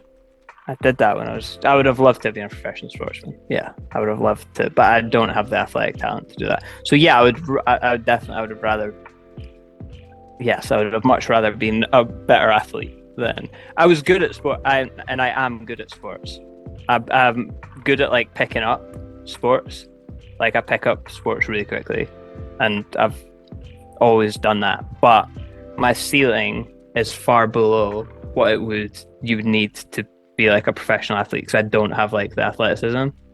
But like technique wise, I am good at like a lot of sports. But just like not to a professional level. So yeah, I would have liked to have been like an actual athlete that could like run fast, jump high, like that kind of thing. A professional athlete would draw you in then? I mean, is it the? Well, I just really enjoy playing sports. Okay. Like, so I would have, if that could have been my job, that would have been brilliant. And also, it pays very well. So. Yeah, like, so I'm told. Yeah. Yeah. How much they pay. Yeah. That's what it is. I think like it's Saudi Arabian figures thrown around, and you see Kylian Mbappe earns 1,200 quid a minute or whatever it was, and you go, yeah. What? Yeah, I don't actually mind the athletes making that much money, because it's a percentage of what they generate. Saudi aside, because obviously they're hemorrhaging money in order to sport wash their reputation. But if we're looking at like Premier League, NBA, NFL, like these leagues pay their players a percentage of the revenue that they generate. So I don't have any problem with the amount of money that they make. Yeah, obviously, what's more important to society, like a nurse or a football player? Yes, obviously a nurse. But like, unfortunately, because we don't live in a socialist society, these people like don't get paid what they're worth because they don't generate any revenue. So it's a problem with the system rather than the actual. I don't have an issue with like the amount of money that Kylian Mbappe makes. I don't really think it's like me here to force this back down the philosophical and theoretical path. Oh, fuck it, we're here. Let me ask you something then. When it comes to the prospect of taxation and the idea of, you know, the wealth, that term, the wealthy and all the rest of the sort of stuff, like, whenever I ask someone that question about when is enough, right? The reason I ask that question is because I pose a mental exercise to a lot of people, which is if I wrote down a number on a check, and that number had to last you the rest of your life, what number do I have to write on this check? The numbers people come up with are amazing. Because when I explain to them, like, okay, can I ask you another question then? What's the salary you'd like to earn, hypothetically, one day? Okay, times that by 65. Let's say they pay you it from now until the day you retire. Do you know how much money that is? And you give them the number, and you're like, that number is going to pay all your tax, it's going to pay off your mortgage, your car, everything. And that's a hypothetical. So why do you think you need tens of millions, hundreds of millions? And the simple answer is, because there are people that can generally boast they have that amount of wealth. And I go, that is morally abhorrent. Well, why is it morally abhorrent? They're just earning their money. Nah. You see, I got a problem with someone that needs to have hundreds of billions of dollars. I have a problem with that. Because money and the economy, it's an ecosystem. It's finite and it's contained. There is only so much money. And when someone or a group of people hoard all of that money or set it up so that it effectively never drips back into the hands of the people that can then put it back into the system, that's a problem we all kind of condone. But that's a problem that you solve by like taxation. I don't have a problem with like an athlete making like an insane amount of money if they generate that money, because that money is generated from normal people. Right. Like normal people watch the product, and advertisers will pay to get their product in front of the people that watch it, and then that money will then go to the Premier League. And this is aside from like broadcasting rights, which will obviously be sold in order so that people will pay a subscription in order to be able to watch. So it's generated by normal everyday punters, and there's a large amount of money that's generated. So the talent that people are tuning in to watch should get a percentage of the money. And I don't really care like how much money that is. What the problem that I have with it is when it's like I guess I have more of a problem with like tax havens and stuff like that than I do with them actually being paid the money. If Kylian Mbappe makes 100 million over the course of a year and he's taxed 50 million of it, I have no problem with it. Like, you have your 50 million, you generated that money, you generated more than that. That's a percentage of the money that you generated, and it's not about needing to have it or should they have it. It is what it is. That is the money that they generated, or a percentage of it, so they should be paid in line with that. And then they should, obviously, like, I'm a proponent of, like, taxes should be higher for the ultra wealthy, and tax havens should be illegal, and those loopholes should be closed. So yeah, I mean, it's one of those ones that is where I have no problem, like, with the amount of money that Kylian Mbappe makes. I have a problem if he is not being taxed appropriately on the money that he makes. Right, and this is what I was going to ask you, because this is what I try and pose to people sometimes when I'm trying to explain why I have such a problem with it, because it seems disproportionate. It's like, well, why are you hating on those ones? Surely they're the most successful, so they're the ones we should prioritize, because they're the ones that generate the wealth for people, or the jobs. And I'm like, well, I'm not sure about the jobs part, because they lay off people in their thousands, often in the name of paying dividends to shareholders. So I'm not hearing that argument anymore. But the argument comes back to this idea of individually, you're trading the security of, if everyone contributes to a certain degree, including the wealthy, versus, well, I hope to be one of those wealthy people one day. So I don't really want to pull the ladder. I do kind of like the idea of pulling up the ladder behind me. So I guess what I'm asking is, if you were tasked with trying to redress this notion that paying tax is a bad thing, because if we all contribute, generally speaking, our problems diminish because we're all contributing, which is something I hold that as a personal belief. I have no evidence to back it up, because I've never been an economist. I'm not, I'm not educated in the realm, but I just feel like if there's more money in the ecosystem for everybody, everyone's problems dissipate rather than the problems of a few elite people. But you're still trying to sell it to everybody who idealize that unthinkable level of wealth. Even a portion of it would be, oh man, it seems, oh man, it's like it's there. How do you redress that when it's such a seductive prospect for me? At least it seems like it to me. Whenever I talk about the idea that if you do earn more money, you should pay more tax. Well, why? Yeah. Why should I give away more of my money? Well, because it isn't your money. Money isn't yours. It's debt in physical form. That's all it is. It's a mental construct of sorts. Yeah, I mean, real, I believe, but I think, like, trying to convince other people is, I don't know. I try not to convince other people of anything, to be honest.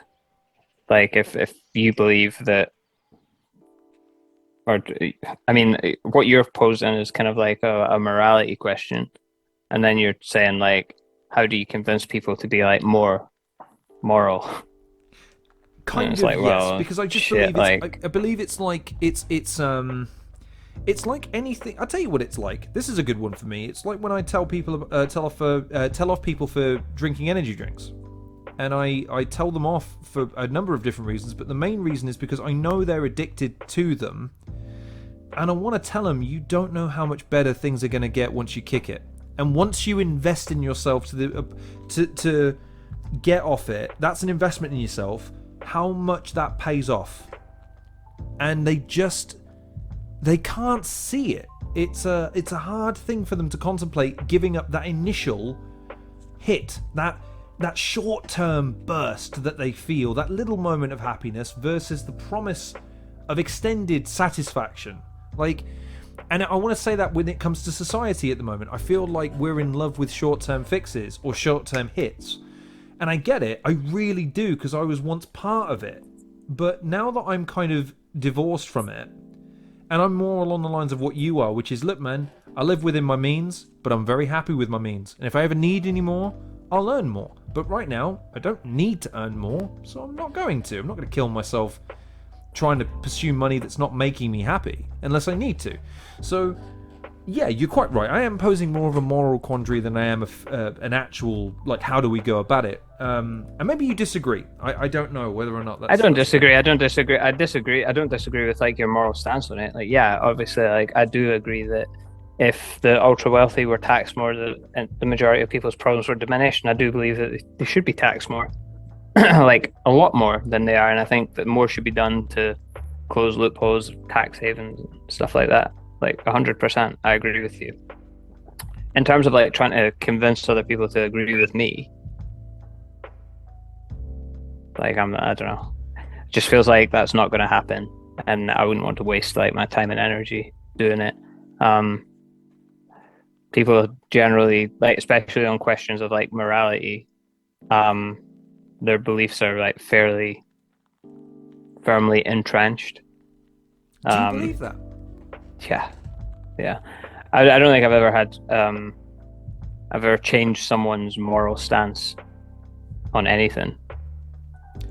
Is that because you tried to change it, or because the interview series, not interview series, sorry, it's an argumentative thought it's a thought exercise, one pose, where it's you don't change someone's mind, you offer them the opportunity to change it themselves, and that's it. You don't put it as a yes or no. You go, could you think about it? Just think about it and see what you think. Again, just allowing them the opportunity to, if they reach the same conclusion, at least try and reach it in a way that allows me to follow your logic, so I can at least coexist with you, so I don't. But you won't though. You can't, like, when it comes to like the questions of that, like morality, like, is it moral for a man to marry another man? Right? Like, obviously, right? Yeah, I would assume we'd both agree that the answer to that is yes. Yes, 100%. Right. Okay. So, if someone thinks the answer to that is no, there's no way that they can reach that conclusion where you will be able to, like, do you get what I'm saying? You won't be able to there's no way they could there's no way you could get there.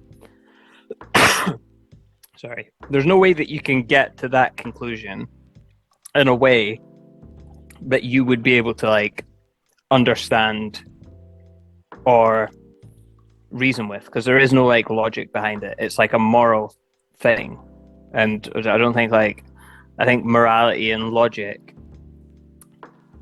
a lot of the time are, like, pretty mutually exclusive when it comes to, like, what is right and what is wrong. I don't think there's really a great deal of, for the most part, a great deal of, like, logic behind it. It's more of a feeling of, like, what you think is right or what you feel is right and what you feel is wrong. I don't think you could really, if there's something, like, extremely fundamental, I guess, like, have them reach the opposite conclusion to you in a way that you would be able to, like, resonate and understand, because you feel the complete opposite. And I would argue that, like, distribution of wealth would fall into the same bracket of that. It's quite, like, a fundamental question of morality. But it most certainly is when and this is just a lot of this was sparked because, again, I've recently had a newborn. It's fun. Congratulations. Recommend it. But anyways, being in hospital, just looking around, like, that institution, something we're relying upon in a moment, and then going out of there to somewhere where I was like, look, I get that, 7-bedroom house, garden, jacuzzi, pool, 2 cars on the car drive, 3 holidays a year, all of that stuff is the desire of a lot of people. But I guess I always bring it back to the question. I'm not trying to stonewall someone with another idea, I guess is what I'm saying. I'm always trying to present it through a hypothetical, but what if? Like, have you, because if you, maybe you just haven't considered it. And if you have considered it and you've got a different conclusion than me, I'd like to hear how you reach the conclusion, because I'm not reaching the same conclusion as you. I want to at least try and understand your logic when you're implementing it, because, again, like I said, I can always then trace the root cause back to the idea. What's the idea that you're following here? Okay, well, like but the way that they get there, there is no way that they can get there that you would be able to be like, oh, okay, that makes sense. Like I seen like some podcast where the basis of the argument against gay marriage and homosexual relationships was that if everyone did it, the society wouldn't be able to function or continue. That was an argument someone posed as a reason for not allowing it at all. Yeah, for the reason the reason that they feel it's amoral is because if everyone did it, then society wouldn't continue. That doesn't make any fucking sense. It doesn't make any sense because you could apply that to literally any. That is my point. Or illegal. Apply Lauren, it, and yes, society doesn't function. So yeah, that's horseshit. That's what my point is. Like that is the way that they got to their conclusion, and it doesn't make a lick of sense to either of us. So there is no way that you can get to a conclusion that's contrary to your belief that you're going to think, yeah, that makes sense. Because if you thought that made sense, you wouldn't believe what you believe. No, so I would need to understand. So this is what I'm trying to say. Maybe I'm not articulating it very well because it's a bit Shawn Michaels-esque. Maybe I'm great at executing it, but teaching it is why I don't teach it because I'm a shit teacher. You know, I'm not a Regal. I'm a Michaels. But like I would say, right. So what's the idea? Like, where does this idea stem from? Because ultimately, I think you can always point to the hypocrisy of an idea. It's very difficult to critique someone's ability to reach a conclusion without understanding the three-pronged process that it takes. And I do take your point that there are people that are indelibly entrenched. That it doesn't matter if you point out their own hypocrisy or ask, because you can ask questions and they can just simply refuse to answer you. I'm not going to answer that. And you go, but I'm trying to understand. Well, I don't fucking need you to understand. Well, okay. But I don't know. It feels like... And look, maybe this is where we are different. Sorry, not we're different as in you and I, but as in we're different from other people in this respect. I don't want to be wrong. If I'm wrong on something, I'd like to be illuminated so that I can not be wrong anymore. I'm not married to an idea that I'm not already reasonably confident that... Oh, no, that's generally a belief I hold for these reasons. But if something comes to light that makes me go, well, I hadn't considered that. Let me at least consider it. Like, I don't understand why people wouldn't... Like, why do you want to be married to a bad idea or a wrong idea?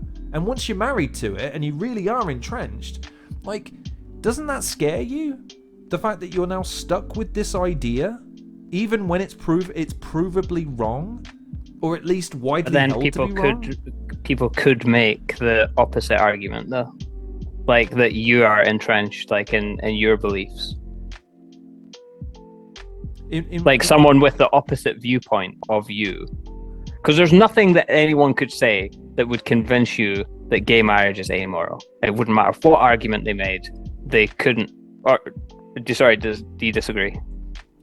No, I'm not. No, the wry smile is because I fear you're about to be right because the points you're making are salient. But I guess I'm only saying that because there have been issues. Okay, I tell you what, I'll out myself a little bit here just to make the point a little bit. And I'm sorry, I'm dragging on now. I'm ruining the podcast because I'm fucking talking and I'm not supposed to be. It's an interview. No, you can. Listen, I'm enjoying this as a chat. You can edit the shit out of this if you want. So like. I can edit myself out, yay. You can edit me out, I don't give a fuck. So, the transgender argument was hard for me initially because it was posed through the prism of sports, specifically combat sports. And it was framed to me through, how would you feel your daughter? And that obviously puts it semantically with a degree of emotion that it does tint the glass a little bit. And then something happened. I came across the story of a female to male transition boxer, and they competed against a biological man and won.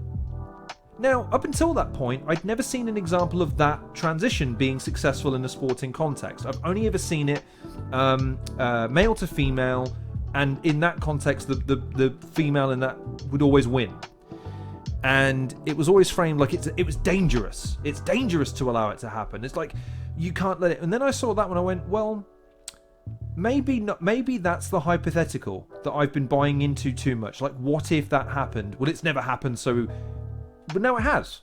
So now I have to revise my argument, which is, am I comfortable with it? Well, if two consenting adults agree to battle each other through mixed martial arts, boxing, whatever, and there's a set of rules in place and a regulatory body there to protect them, and they both agree to certain terms in order to make the fight as fair as possible, do I have a problem with it? And the answer was no. Whereas before, I had this moral stand I was taking because I believed in something to do with safety. That's something that I had to revise. And I'll admit that it wasn't a pleasant process. It was kind of a painful process to admit that, man, maybe I've been flying the flag for the wrong team for a while. But it didn't stop me going, no, I think I've changed my mind. But it took time. And it also took a presentation of evidence that wasn't previously apparent to me.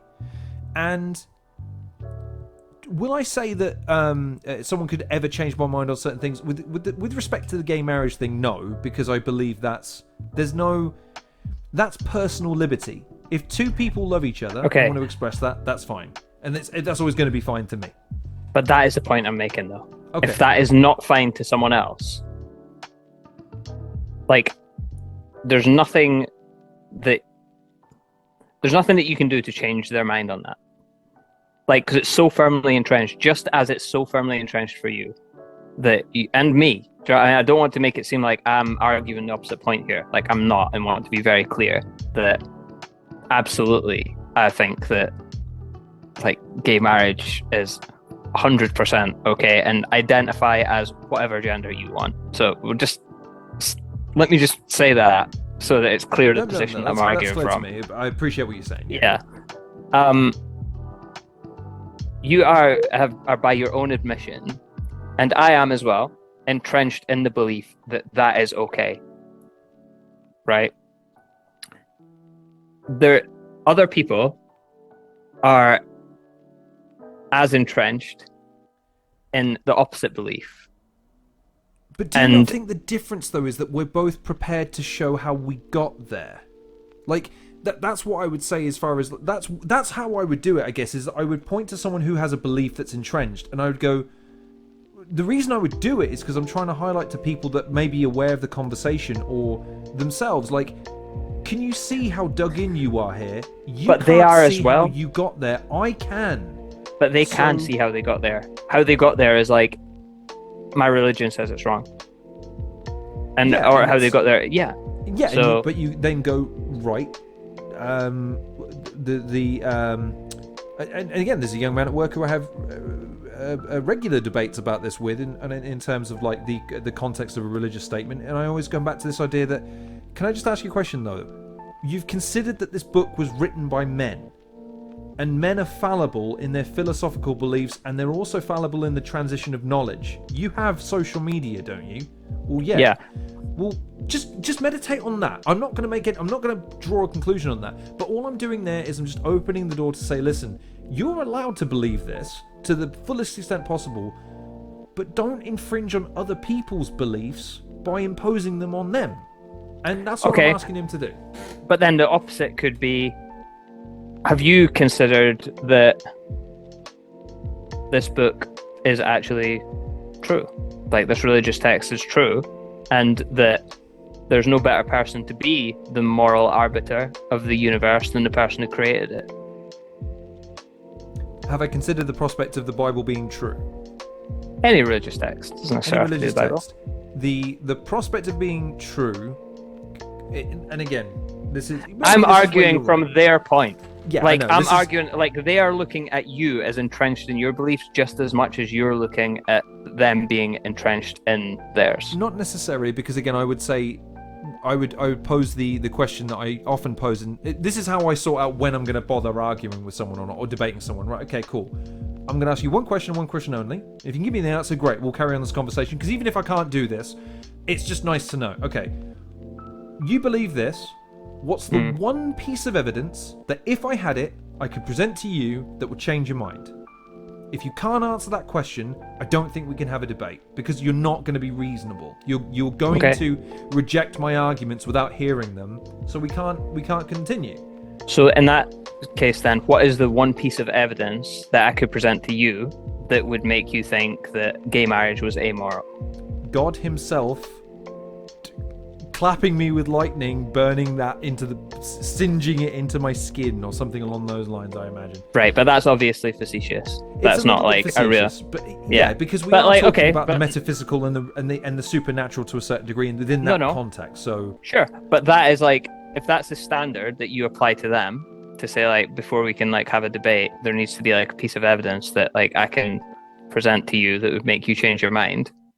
Like, what is the, like, seriously, I know you've said like God singeing it into my skin. So what is if there's an actual omnipotent, all-powerful being that has deemed this amoral, who ultimately has sway over our fates and the eternal existence afterlife, I'd be a fucking fool, or I'd be risking the damnation of my soul, because I am then arguing against but then again, you're then in a position of someone who's under a dictatorship and things of that nature. Yeah, I agree. That wouldn't change my mind. That wouldn't change if it turns out that God's real and he thinks that gay marriage is amoral. It wouldn't change my opinion on whether it's like moral or amoral. The point I'm making is there is no one piece of evidence that someone could present to me to make me rethink my position on that matter. There isn't any. So I am firmly entrenched. Sure. And that's so in that spectrum then I can appreciate. So okay. I'll employ then my second tactic. Okay, all right. Because your first tactic hasn't worked, so let's go plan B. Okay, so this is the other thing though. I try to steer clear of winning and losing. Yeah, I'm just joking. And that's fair enough. And I'm only saying that just to make it clear that we're having a friendly joust here. I have these with my housemate all the time. We fucking never agree on fucking anything, and it's great. I love that we don't agree. And in fact, for those of you out there, it's great having discussions with people you don't agree with, because it allows you to, again, soul's testing me here. My ideas they're not fleshed out properly, they're not articulated particularly well. Doesn't mean the idea's not right, it just means that I'm not doing a very good job, but that is part of it. You can't have a good idea and then not fucking explain yourself. It's not, trust me, it makes sense up here. The second thing then is, if I can't ask you to, don't join my team then, but can we meet in the middle somewhere as far as, okay, if this, can we do this instead? Is there a happy middle ground we can attain? Or can you come a bit closer to where I am so I can come a bit closer to you? Now, maybe, again, that's not possible.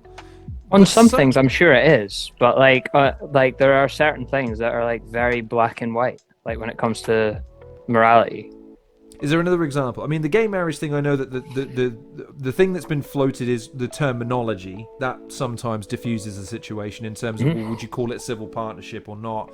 I'm not saying that's not the solution or the problem, but that's something that's been floated. I know. If we look at that comes to mind? If we look at what black and white examples, that you would have to just draw a very clear line in the sand, and people are probably very firmly entrenched in.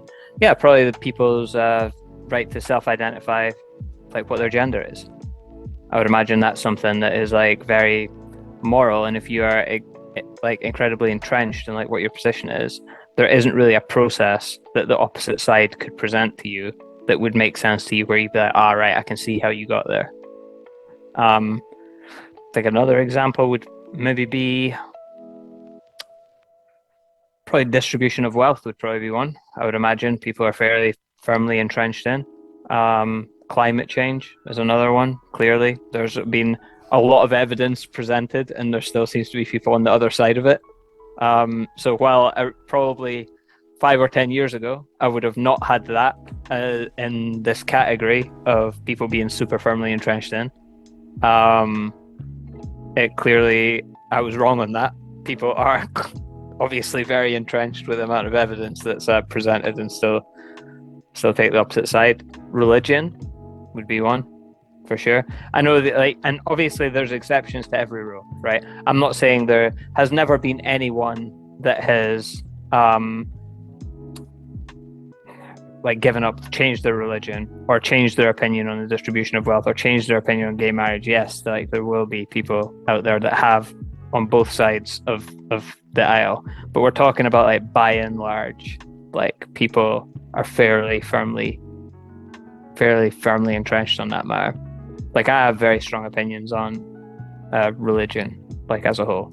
Like I think religion as a concept is like beautiful, whether you're a Christian or you're like a Muslim or a Hindu or fucking Zoroastrian or whatever you are. I think it's like brilliant. If that makes your life better, that's wonderful. Organized religion, the organization like behind it, I think is a massive net negative for society, whether that's the Catholic Church, the Protestant Church, whatever the equivalent is in the like Islamic faith. I think any organized religion or organization behind religion is an enormous net negative for society, and there's really nothing that like anyone could present to me that would change my mind on that. So yeah, I think I accept, I guess, the fact that I am very firmly entrenched in certain beliefs, but the beliefs that I'm firmly entrenched in aren't beliefs that are like,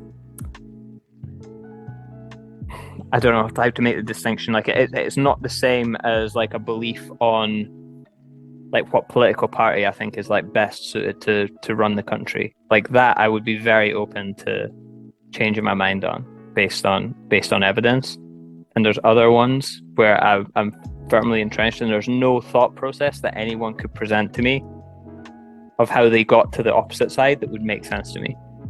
And I guess that's the point that I disagree with you on. That like I don't think that's like a discussion worth having, because any process that they present to me is not going to make sense to me, just in the same way that any process I present to them isn't going to make sense to them. Like my gran's like a Catholic. If I go to them and say, hey Gran, have you considered the fact that the Catholic faith, while at its core like a beautiful religion about like altruism, the actual organization behind it is a front for a massive child grooming ring, and that they actively try and hide their fucking like sexual deviance by moving them around rather than passing over to the authorities, and that it spawns a large number of charlatans who take money from people at the promise of like who can least afford it, for the promise of fucking everlasting paradise if you just donate enough, or a betterment of your current situation. Like your religion's wonderful, but the organization behind it's abhorrent. Like, and she would be like, okay, I disagree. And then that would be it. So like, what is the point of that discussion? It's just gonna like upset her. Like, and no, I agree. And only, okay, maybe this is a belief that I hold then, because I always come back to, when I'm having these discussions or having these debates with people, I do try and divorce myself from as much as like, in terms of the belief, I'm like, how does this impact me? Right, do I have a personal stake in whether or not whatever the decision is? Like gay marriage in particular, like, dude, it makes no difference to me whatsoever. It literally has no impact on my life in any way, shape or form. So there's that. Like I say, the transgender issue was different because, again, the prospect was put to me like, what happens when your daughter's competing one day? And it's that recontextualizes that argument. The environment and climate change and things of that nature. The Just Stop Oil stuff is fascinating to me, because the anger directed at them for having the temerity of peacefully protesting, when the argument always is, why don't they just write a letter? And my answer is, you think they haven't already fucking done that? Like, you think this was their first idea? Like, but it often comes from, they just don't follow the path back, or at least that's my observation on the debate. And that's why I guess I hold that, maybe naively, the belief that I can always illuminate someone about some aspect of their argument that they're either taking too personally, that they believe in it because it personally hurts them not to believe in it, or they're not really understanding the reasoning behind the belief that they hold. They hold it because it was either given to them, or because it's just the general consensus held at a time, that it never got updated or challenged in the right way. And maybe I naively believe that you can always reason with people. That is probably something I'm naively holding, I guess. Yeah, I think you can on certain things, and that's what I'm saying. We need to like draw a distinction between like things that you can reason with people on, and things that like are just too firmly entrenched because there isn't really like a logical process behind it. It comes more from like a feeling of what's right and wrong. And Right. whereas someone like feels something is wrong, you're never going to convince them that it's right. The semantics Like, argument, but I do try and point to that. That's another thing I often do. I'm like, listen, that feeling you have, can you substantiate it with anything? Because it's all well and good you saying, dude, I have a thing with watches. Watches have juju, and when they run out of juju, I don't wear them anymore. And I acknowledge that is a fucking stupid belief to have, that a watch can influence my life in any way, shape, or form in a bad or good luck context. So I don't try and justify it. I just like, well, it's a weird little thing that I have, but if someone tried to say, well, I can make you change your mind, I'm going, yeah, you probably could, because it's stupid. But I just happen to not wear certain watches at certain points because I believe they become unlucky with time.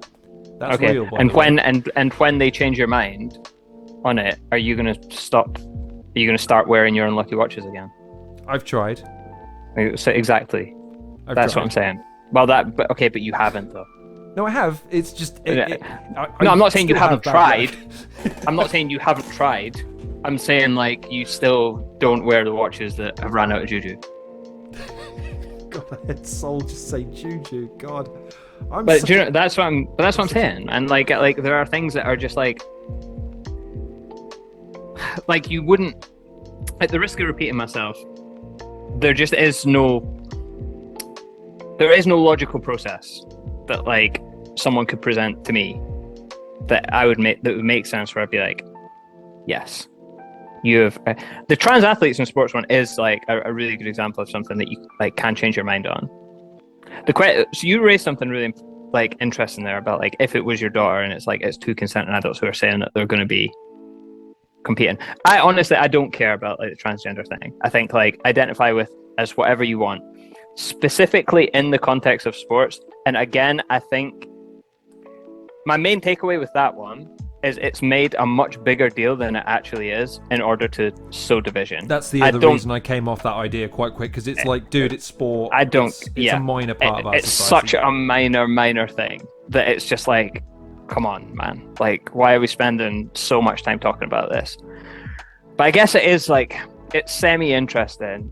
And my thing with it is, so you've said like, if your daughter was competing like in MMA, obviously she would have, but let's say hypothetically, your daughter fought at like 135 and the champion of the 135 division was a dominant female to male. How would you feel about, forget the fact it's your daughter, any female? Like, so, yeah, no, that's where my views on it radically changed. It went from, I'll tell you what it went from. It went from me protecting people against hypothetical threats to me going, so long as we're all just being clear on what we're doing, that's it. Consent and clarity, and we're all good. But also then you have to come back to this idea of, right, maybe someone doesn't want to disclose. That's fine too. There is a thing that personal liberty doesn't have to mean that everything about a fucking person has to be disclosed to the fucking world. I do respect people's right to privacy.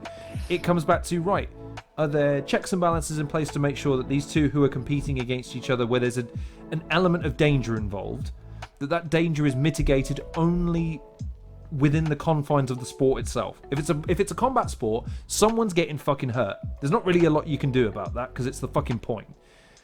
But within that, okay, is there a danger that can be expedited by making them the same weight, making sure that they're both drug tested, whatever their checks and balances are? At that point, yeah, the skill comes into it, but like, okay, daughter of mine, you want to be MMA champion though, don't you? That's the champ. That's the person you have to beat. See, I don't. So where I fall on it is that like sports should be segregated by biological. That's my opinion. And that was my opinion for a while until I saw the example of the opposite. When it was just the one way, which is the argument that's peddled. Yeah, listen, man. I'm not saying there isn't like, because there's women that could beat both of us up with one arm tied behind their back. Yep. Do you know what I mean? Like, there's women walking around right now who probably weigh 20 pounds less than me, who could wrap me up in like yeah. 30 seconds. Like, that's not what I'm debating. I'm not saying that like there's no women out there that are stronger than me. I'm saying by and large, there's a reason that divisions have like historically been segregated between men and women. And I'm sure there are examples. In fact, I know there are examples of people that were born female beating female to male transgender athletes. I don't think that would be the norm. And I think that if we're saying that combat sports is a test of like who is more skilled, then the person that's more skilled is going to be able to, or the person that's more skilled, like more skilled is a combination of technique and athleticism when it comes to sports. There being combat sports. There's people that are like absolutely phenomenal athletes who don't have great technique, who can get by just on their freak athleticism, a la Deontay Wilder. Is he the best boxer in the world? No. Does he have great technique? No. But he touches you and you fall asleep. So that's pretty good skill to have as a boxer. To be able someone like Ngannou as well, who's again just again not great strong. Technique. Yeah, for sure. Men in general, male athletes can run faster, jump higher, are stronger than female athletes in general, and that's why they're segregated. I don't feel comfortable with female to male, and again, it's such like it's not a big deal, but I'm just saying this would be like where I would stand on it. It's such like a non-issue, and people spend so much time talking about it, but it would be my opinion that female to male. I don't have an issue with it if a male to female. I don't have an issue with it if female to male wants to compete in the male division. I do have an issue with it if a male to female wants to compete in the female division, because they come from a set of people whose range falls higher on the bell curve than in terms of athleticism than it does the people they're competing against. And I think it sets like a dangerous precedent going forward. And look, let me pick up the reins there for a second, because what I just want to say is, because I see the arguments on both sides, and like that's why I ultimately want to. And you're right, we talk about it a lot. And Jake Hanrahan, a guy I interviewed who's a journalist, one of the questions I asked him was, do we talk about things too much? And his response was, no, I think what we do is we talk things into existence too much.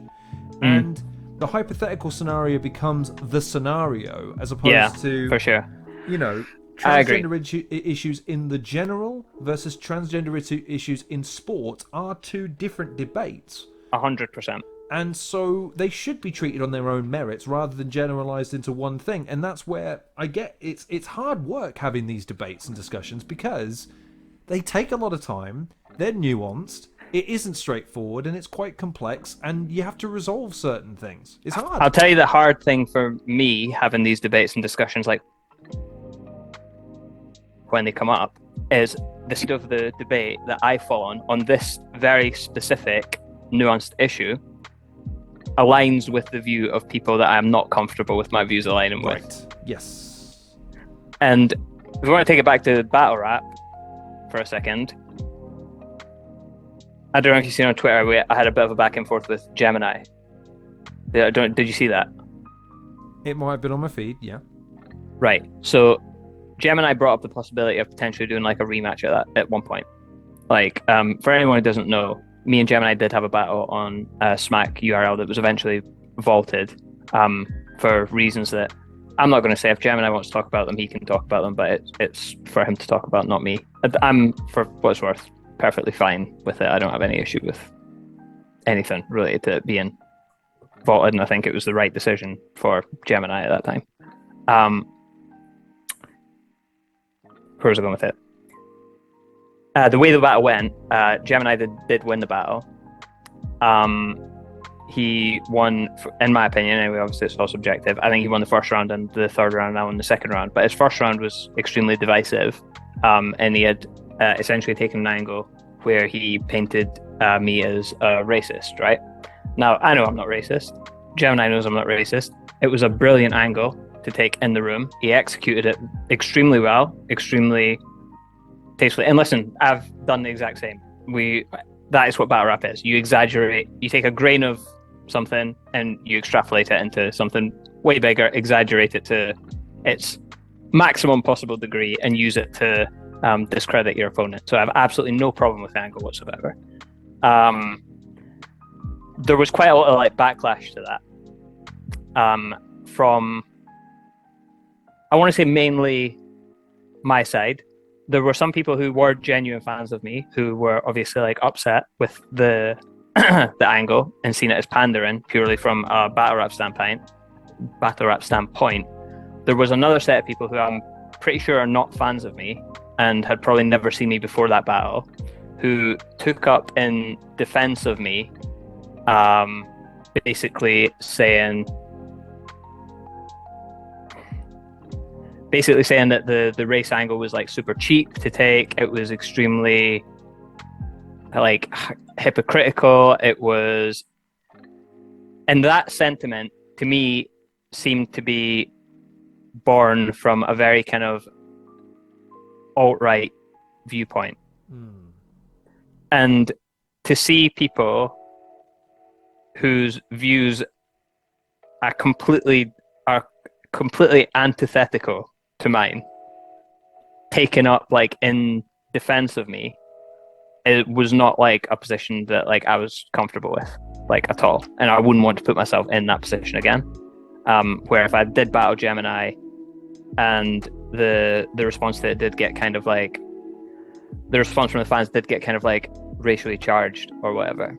Like, I don't want people whose views that I don't like condone or align with at all to be speaking up like in my defense. I just want nothing to do with them. And that is my, I guess, like moral quandary with like the side of the argument that I'm on, like specifically with this, because like I do think that it's wrong that like male to female can compete against biological females in combat sports.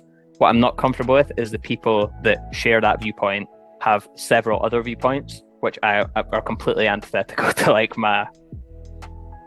But you can bring that back to what we were talking about with the Andrew Tate and Jordan Peterson. Like, right, can I just point out, they are experts at breadcrumb leaving, right? They're using me as one of their breadcrumbs and that's it. We do not reach the same conclusion. We do not host the same tea parties, and we certainly don't fucking reach the same conclusions. Just because we overlap on certain elements of our philosophies, ideas, ways of living, whatever, doesn't now have to. It clearly does in some people's minds, because I think it keeps it simple for them, and that's fine. But just because I happen to agree with someone on a certain point, all I would say is, well, that just makes me reasonable to certain points. It doesn't mean that I'm necessarily now throwing out every. And look, man, that's a very, I'll be kind and say that's an unfortunate position to be put in, because you don't ask for it. It just fucking gets thrust on you. But then when you see that, it's a hard work to try and then get back to a point where you have sufficient distance from it that you can feel comfortable again. But I do see your point, and how we go about dealing with that is what we actually talked about earlier with this generation. How are you guys going to fucking navigate this, man? Where you say one thing that a group of people agree with, and you become a martyr for them, even though you don't agree with anything else about that group. How the fuck do you deal with that? It's a quandary, to say the least. Yeah, especially when you are actually the person. It's like, it's easy to kind of like unpack it, I guess, like from your standpoint, like as a sort of like third party. But it's like, I was the person, right. Like that happened to me. And in fact, what happened to me was way less bad than what happened to Gemini. He's the one that like I felt the worst for in it, because now he's been attacked by these like fucking alt-right lunatics or whatever, like, or in the comment threads, which I'm sure Gemini like doesn't care about, but it's not like a comfortable position to be in or a nice thing to have happen to you, and he doesn't like deserve it. And my sort of thing was seeing that and just being like, I mean, I tried to pour as much water on it as I possibly could. I was like, listen, I think I lost the battle. The angle was fine. Let's just move on. But I mean, like, yeah, there's only so much like water you can pour on it, and then you feel kind of like, if you feel shitty to be the person that's being defended, and they're almost like attacking someone else on your behalf for reasons that like you don't agree with and didn't ask for, which was obviously shitty for me and very shitty for Gemini, because he was the one that was like being attacked throughout all of it. I mean, I don't know how he felt about it, but I mean, his position was obviously far less enviable than mine or whatever. Right. But I mean, like the thing you were saying about like being able to have your opinion changed or whatever. Yes, like on the topic of male to female athletes being able to compete in like combat sports. Yes, there is a lot of things that could be presented to me that would change my mind on that. If you could show me like a good amount of data that proves that male to female transgendered people have the same dispersion of athletic ability as biological females, then I would change my mind. But I don't know that data exists, and if it does, I haven't seen it. But that's what I'm trying to say. That is the distinction I think you and I have from some people who get into these discussions, is that you have that capacity. You're a reasonable person to a certain degree, so long as certain criteria are met. It's not, because there is a thing as well, you can't change your mind too much. You can't flip-flop on every fucking thing depending on where the wind's blowing, because then you have no integrity. You've got no character. You've got nothing, and there's something to be said about someone holding firm until they're met with a certain criteria, until they're met with a persuasive or a convincing argument. And that's why I don't go into these often trying to change people's minds. I just go in to at least entertain the prospect that maybe I'm wrong, but maybe you're wrong. That's how I go into a lot of this stuff. I don't go into it thinking, right, well, I'm right, and I'm going to hear how you're wrong. It's, okay, well, I believe this right now. You clearly believe that right now. Maybe I'm wrong. I'd love to hear what you have to say, because maybe there's something I'm going to take on board from what you're saying. It's unlikely, but... yeah.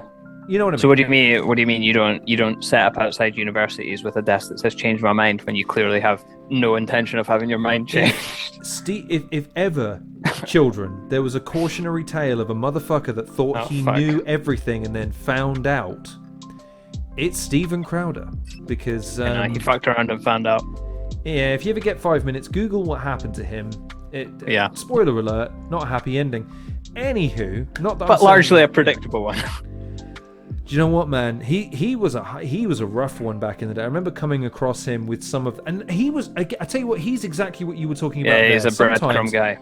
When he's arguing with some extremes, you are fooled into thinking he is reasonable by comparison, and then you watch all of his shtick, and you go, "Oh no, I was agreeing with him.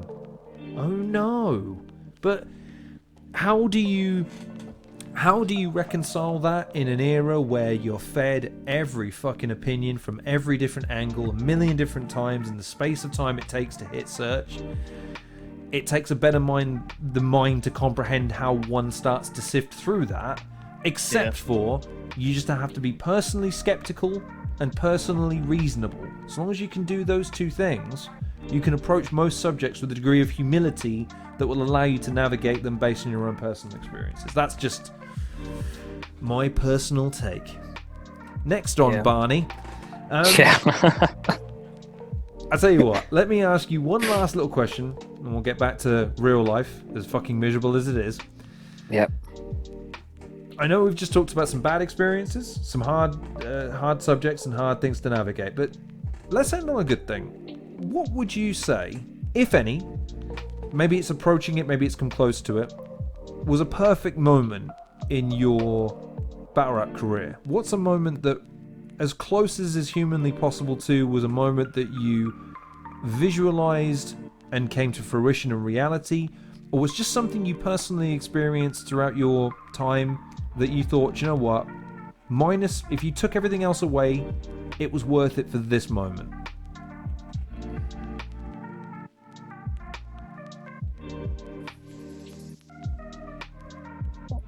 Probably like just in battle rap, it would probably be battling when I got to Battle Bender. But if we want to talk about like a specific moment, it was definitely the Shoemaker one. I can't tell you how good it was to experience that from my point of view. Oh, it was so good. Do you know what's so good about it? Like, I had written it in a way where I was like, to make it like the most likely that he would correct me. So like, but like, I didn't actually think he would. I was just like, do you know what? Let me try and get him to. If he doesn't, the bars are still fine. It still works. I can just do like, it just as like a rap thing. I'm like, whatever, Ferrari like Shoemaker. Pardon me, Schumacher. Dude's asking, and it's still cool. It still sounds cool. Like, even if there's no reaction there. But like, I had done things in it to make it so he could correct me. Like the actual bar, which I've said before on podcast, but fuck, I'll say it again. The bar, the actual formula for RE like Shoemaker. I made that bar like intentionally bad, so that there like wouldn't be a reaction, and he would have like the space to correct me.